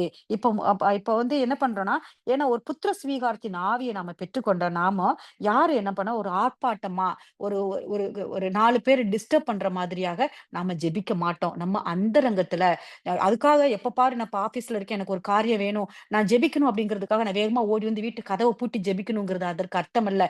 என்னுடைய இருதய கதவை பூட்டி நான் என்ன பண்ணணுமா, அந்த ஒரு நிமிஷம் செய்கிற ஜெபம் ஒரு நிமிஷமாக இருந்தாலும் நம்ம என்ன பண்ணணுமா, கிறிஸ்துவின் சித்தத்திற்கு ஒப்பு கொடுத்து நாம என்ன பண்ணணும்? மௌனமாக நாம இருக்கிற இடத்துல நம்ம ஜெபிக்கிற பிள்ளைகளாக நம்ம காணப்படணும். இப்போ ஒரு உதாரணம் சொல்லணும்னா, இப்ப நம்ம ஒரு ஒரு அலுவலகத்துல வேலை பார்க்குறோம். ஒரு உயர் அதிகாரி இருக்காரு. அவர நம்ம மீட் பண்ண போறோம். அவர்கிட்ட போய் கத்தி கத்தி எனக்கு இது வேணும், அது வேணும்னு சொல்லி நம்ம போய் ஜெபிப்போமா? கேட்போமா அவங்க கிட்ட? இல்ல. ஏன்னா அவர் நம்மளோட உயர் அதிகாரி. மரியாதையிலயும், பதவியிலயும் அவர் கூடுனவரு. அவர்கிட்ட போயே நம்ம கை கட்டி அமைதியாக, பவ்யமாக நம்ம என்ன பண்ணுவோம்? நம்மளோட ரிக்வெஸ்ட்டையோ, இல்ல நம்ம சொல்ல வேண்டிய கருத்தையோ அமைதியா சொல்லுவோம். அப்ப இந்த பிரபஞ்சத்தை உண்டாக்கினவர், அகிலத்தையும் உண்டாக்கினவர், அவரிடத்துல போய் கத்தி கத்தி, கத்தி கத்தியா நம்ம பேசுவோம்? அவர் என்ன பண்றாரு? இந்த அண்ட சராசரங்கள் இதே இந்த பூமியைப் போல, அந்த கேலக்ஸியைப் போல அநேகம் ஆயிரம், ஆயிரம் கோடான கோடி கேலக்ஸிஸ் வந்து இந்த அண்ட சராசரத்துல இருக்கு. அதுல பூமி ஒரு சின்ன தூசு போல. இந்த தூசு போல இருக்க இவ்ளோ பெரிய கேலக்ஸியவே உருவாக்கின அந்த தேவாதி தேவனிடத்துல நாம என்ன பண்ணுவோம்? கத்தியா நம்ம போய் ஜெபிப்போம். கத்தியா நம்ம போய் பேசுவோம். ஜெபம் அப்படிங்கிறதுனாலே பேசுறது தான். அப்ப நம்ம போய் கத்தி கத்தியா நாம ஜெபிப்போம். நம்ம அதுல ஜாக்கிரதை உள்ள பிள்ளைகளாக இருக்கணும். சில நேரங்கள்ல தேவனுக்கு என்ன பண்ணுவோம்? சில பேர்லாம் கட்டளை குடுத்தே ஜெபிப்பாங்க. டும் டும் டாம் டாம் பிரேயர் நான் சொல்லியிருப்பேன். அப்ப எனக்கு இது வேண்டும், இது வேண்டாம். அப்ப தேவனுக்கே கட்டளை குடுக்குறோம் நாம. இத குடுக்கணும்னா குடுக்கணும். எனக்கு வேணும்னா வேணும். உரிமை பாராட்டி ஜெபிக்கிறது வேற விஷயம். அப்பா நீங்க இத குடுத்தீங்க. நீங்க குடுப்பீங்கன்னு உங்களுக்குள்ள விசுவாசிக்கிறேன் அப்பா. அது வேற மாதிரியான ஜெபம். ஆனா இந்த மாதிரியான ஜெபத்துல பாத்தீங்கன்னா, எனக்கு இது வேணும்னா வேணும். அப்ப நீங்க கொடுங்கப்பா. அப்படின்னு என்ன பண்ணிருவோம்? உரிமை பாராட்டி, கட்டளை கொடுத்து ஜெபிக்கிறோம். அந்த கட்டளை குடுக்கிறதான ஜெபம் நம்ம இடத்துல காணக்கூடாது. தேவன வந்து அறிந்தவங்க, தேவனின் பிள்ளைகளின் ஜெபத்தை தேவனை அறிந்த பிள்ளைகளோட ஜெபத்தை தேவன் கேட்கிறவராக இருக்கிறார். கிறிஸ்துவின் நீதியின் வஸ்திரத்தை தரித்துக் கொண்ட நீதிமான்களின் ஜெபத்தை கேட்கிறார். பிரசங்கி 5:2 வாசிங்க சிஸ்டர். பிரசங்கி 5:2. தேவ சமூகத்தில் நீ துணிகரமாய் உன் வாயினால் பேசாமலும் மனம் பதறி ஒரு வார்த்தையையும் சொல்லாமலும் இரு. தேவன் வானத்தில் இருக்கிறார், நீ பூமியில் இருக்கிறாய். ஆதலால் உன் வார்த்தைகள் சுருக்கமாய் இருப்பதாக. அழகா இருக்கு பாருங்க. தேவன் வானத்துல இருக்கிறார், நீ பூமியில இருக்கிறாய். ஆதலால் உன் வார்த்தைகள் சுருக்கமா இருப்பதாக. அளப்பாம, என்ன எதுக்காக ஜெபிக்கிறோம் அப்படிங்கிற அந்த மூல கருத்தை தெரிந்தவர்களாக நாம சுருக்கமாக ஜெபிக்கணும். அதேபோல ரொம்ப குறுகுன ஜெபம். அதாவது 1 மணி நேரம் தான் ஜெபிக்கணுமா? இல்ல. 2 மணி நிமிஷம் உங்களால ஜெபிக்க முடியுமா? அந்த ஜெபமும் தேவனுடைய ஒரு காதுகளுக்கு எட்டக்கூடிய ஜெபமாக காணப்படும். இப்ப நெறைய பார்த்தீங்கன்னா, நெகேமியாவோட ஜெபம். எக்ஸாம்பிள்க்கு பாருங்களேன். நெகேமியாவோட ஜெபம். நெகேமியா வந்து ஆ நேபுகாத்நேச்சரோட காலத்துல அடிமையாக கொண்டு சிறு பிள்ளையிலேயே கொண்டு போகப்பட்டார். அவர் போய் என்ன பண்ணாரு? ஒரு ஒ நே அர்தசாஸ்திரா ராஜாவோட அரண்மனையில பானபாத்திரக்காரனாக இருந்தார். அந்த பானபாத்திரக்கு ஒரு பெரிய பார்ட்டி நடக்குது. ஆனா அர்தசாஸ்திரா ராஜாவுக்கு நெகேமியாவ அவ்ளோ பிடிக்குமாம். ஏன்னா பானபாத்திரக்காரன் அப்படிங்கிற அந்த பதவி வந்து ரொம்ப முக்கியமான பதவி. என்னன்னா, அந்த பானபாத்திரக்காரன் அப்படின்னா என்ன அப்படின்னா, ராஜாவுக்கு எடுத்து வச்சிருக்கிற சாப்பாடு, அவருக்கு ஊத்தி வச்சிருக்கிற திராட்சை ரசங்கள இவங்க தான் முதல்ல டேஸ்ட் பண்ணுவாங்க. ஏன்னா, அதுல விஷம் கலந்திருந்தா இறந்து போறது யாரு? இந்த இந்த முதல்ல ருசி பார்க்கிறவங்க தான் இறந்து போவாங்க. அந்த மாதிரி டெஸ்ட் பண்ணிட்டு ராஜாவுக்கு கொடுக்கிறதான ஒரு பெரிய பொறுப்புல இருந்தவர் தான் அந்த நெகேமியா. திராட்சை ரசத்தை ஊற்றி கொடுக்கிறவர். அத டேஸ்ட் பண்ணிட்டு, இது நல்ல குவாலிட்டின்னு தெரிஞ்சதுக்கு அப்புறம் தான் அத ராஜாவுக்கு கொடுக்கிறதான ஒரு பெரிய பொறுப்புல நெகேமியா இருக்கார். அப்ப எல்லாரும் சந்தோஷமா இருக்காங்க. ஆனா அந்த இடத்துல நெகேமியா மட்டும் ரொம்ப அமைதியா, ரொம்ப கவலையோட இருக்காரு. அப்ப அர்தசாஸ்திரா ராஜா கேட்கிறார், "ஏன் நெகேமியா இவ்ளோ கஷ்டப்பட்ட? ஏன் இப்படி இவ்ளோ ஒரு மாரி டல்லா இருக்க?" அப்படின்னவே அவர் சொல்றாரு, "என்னுடைய என்னுடைய முற்பிதாக்கள் இருந்த என்னுடைய தேவாலயம் நேபுகாத்நேச்சாரால் எரிக்கப்பட்டு, அழிக்கப்பட்டு கிடக்கு. அவரோட அலங்கம் கட்டப்படாம கிடக்கு. அதனால அப்படி என்னுடைய என்னுடைய ஆலயம், என்னோட வீடு இடிஞ்சு கிடக்கும்போது, நான் மட்டும் எப்படி சந்தோஷமாக இருக்க முடியும்னு கேட்டுட்டு, அவர் அர்த்தசாஸ்திரா கேட்ட உடனே இந்த பதில சொல்றதுக்கு முன்னாடி, நெகேமியா நான் போய் ஜெபம் பண்ணிட்டு வாரேன் அப்படின்னு சொல்லிட்டு போய் 1 நிமிட ஜெபம். அவர் என்ன பண்றாரு? ஜெபத்த செஞ்சுட்டு வந்ததுக்கு அப்புறம் தான் இந்த பதில அர்த்தசாஸ்திரா ராஜா கிட்ட சொல்றாரு. என்னுடைய தேவாலயம் இடிக்கப்பட்டு கிடக்கு. அது எனக்கு கஷ்டம். அப்படி இடிக்கப்பட்டிருக்கிறப்ப நான் எப்படி சந்தோஷமா அந்த பார்ட்டில கலந்து கொள்ள முடியும்னு. அர்த்தசாஸ்திரா ராஜா உடனே அவருடைய வார்த்தைகளை கேட்டு பொன்னும், பொருளும் அந்த ஆலயத்தை எடுத்து கட்ட தேவையான கட்டளையும் கொடுத்து, அவர் என்ன பண்றாரு? ஊருக்கு அனுப்பி வைக்கிறாரு. ஊருக்கு அனுப்பி வச்சுட்டு என்ன பண்றார்? அந்த ஆ எல் எ அவருக்குள்ள அந்த எல்லா விதமான என்ன பண்றாரு? அந்த கட்டளைகளையும் அவர் என்ன பண்றாரு? கொடுத்து தீர்த்துட்டார். அது அலங்கம் கட்டப்பட்டது. நெகேமியா காலத்துல என்ன பண்ணுச்சு? அந்த அலங்கம் கட்டப்பட்டது. அது நெகேமியா செய்தது 1 நிமிட ஜெபம். அதே போல பார்த்தீங்கன்னா, இங்க நமக்கு இயேசு கிறிஸ்து 1 நிமிட ஜெபம் செய்தார். எப்போ செய்தார்? லாசரு உயிரோடு எழுப்புகிறதற்கு முன்பாக பிதாவை நோக்கி இயேசு கிறிஸ்து ஒரு நிமிடம் ஜெபம் செய்தார். அவருடைய ஜெபத்தை கேட்ட தேவாதி தேவன் லாசரு உயிரோடே கொண்டு வந்து கொடுத்தார். அதே போல நாமளும் சுருக்கமாக என்ன வேண்டும் என்கிறதை அறிந்து நாம என்ன பண்ணணுமா? வார்த்தையை சுருக்கி நம்ம ஜெபிக்கிற பிள்ளைகளாக காணப்படணும். இந்த 6 கொஸ்டின்ஸும் உங்களுக்கு ரொம்ப அழகாக புரிந்திருக்கும்னு நினைக்கிறேன். உங்களுக்கு அதனால தான் பார்ட் பார்ட்டா பிரிச்சு நம்ம எப்படி ஜெபம் பண்ணணும், எப்படி ஜெபம் பண்ணக்கூடாது, யார்கிட்ட ஜெபம் பண்ணணும், யார்கிட்ட ஜெபம் பண்ணக்கூடாது, எப்படியான ஜெபம் ஏறெடுக்கப்படும், எப்படியான ஜெபம் அங்கீகரிக்கப்படும் அப்படிங்கிற எந்த ஜெபத்துல நம்ம எதை கேட்கணும், எதை கேட்கக்கூடாது அப்படின்னு உங்களுக்கு நான் பிரிச்சு கொடுத்திருக்கேன். கர்த்தருடைய நாமத்தினால் உங்களுக்கு எல்லாம் அது பிரயோஜனமாக இருக்கும். எனக்கு இது ரொம்ப பிரயோஜனமாக இருந்தது. உங்களுக்கும் பிரயோஜனமாக இருக்கும் என்று நான் கர்த்தருக்குள் விசுவாசிக்கிறேன். கர்த்தர் தாமே உங்களை ஆசீர்வதிப்பாராக. ஆமென். அல்லேலூயா.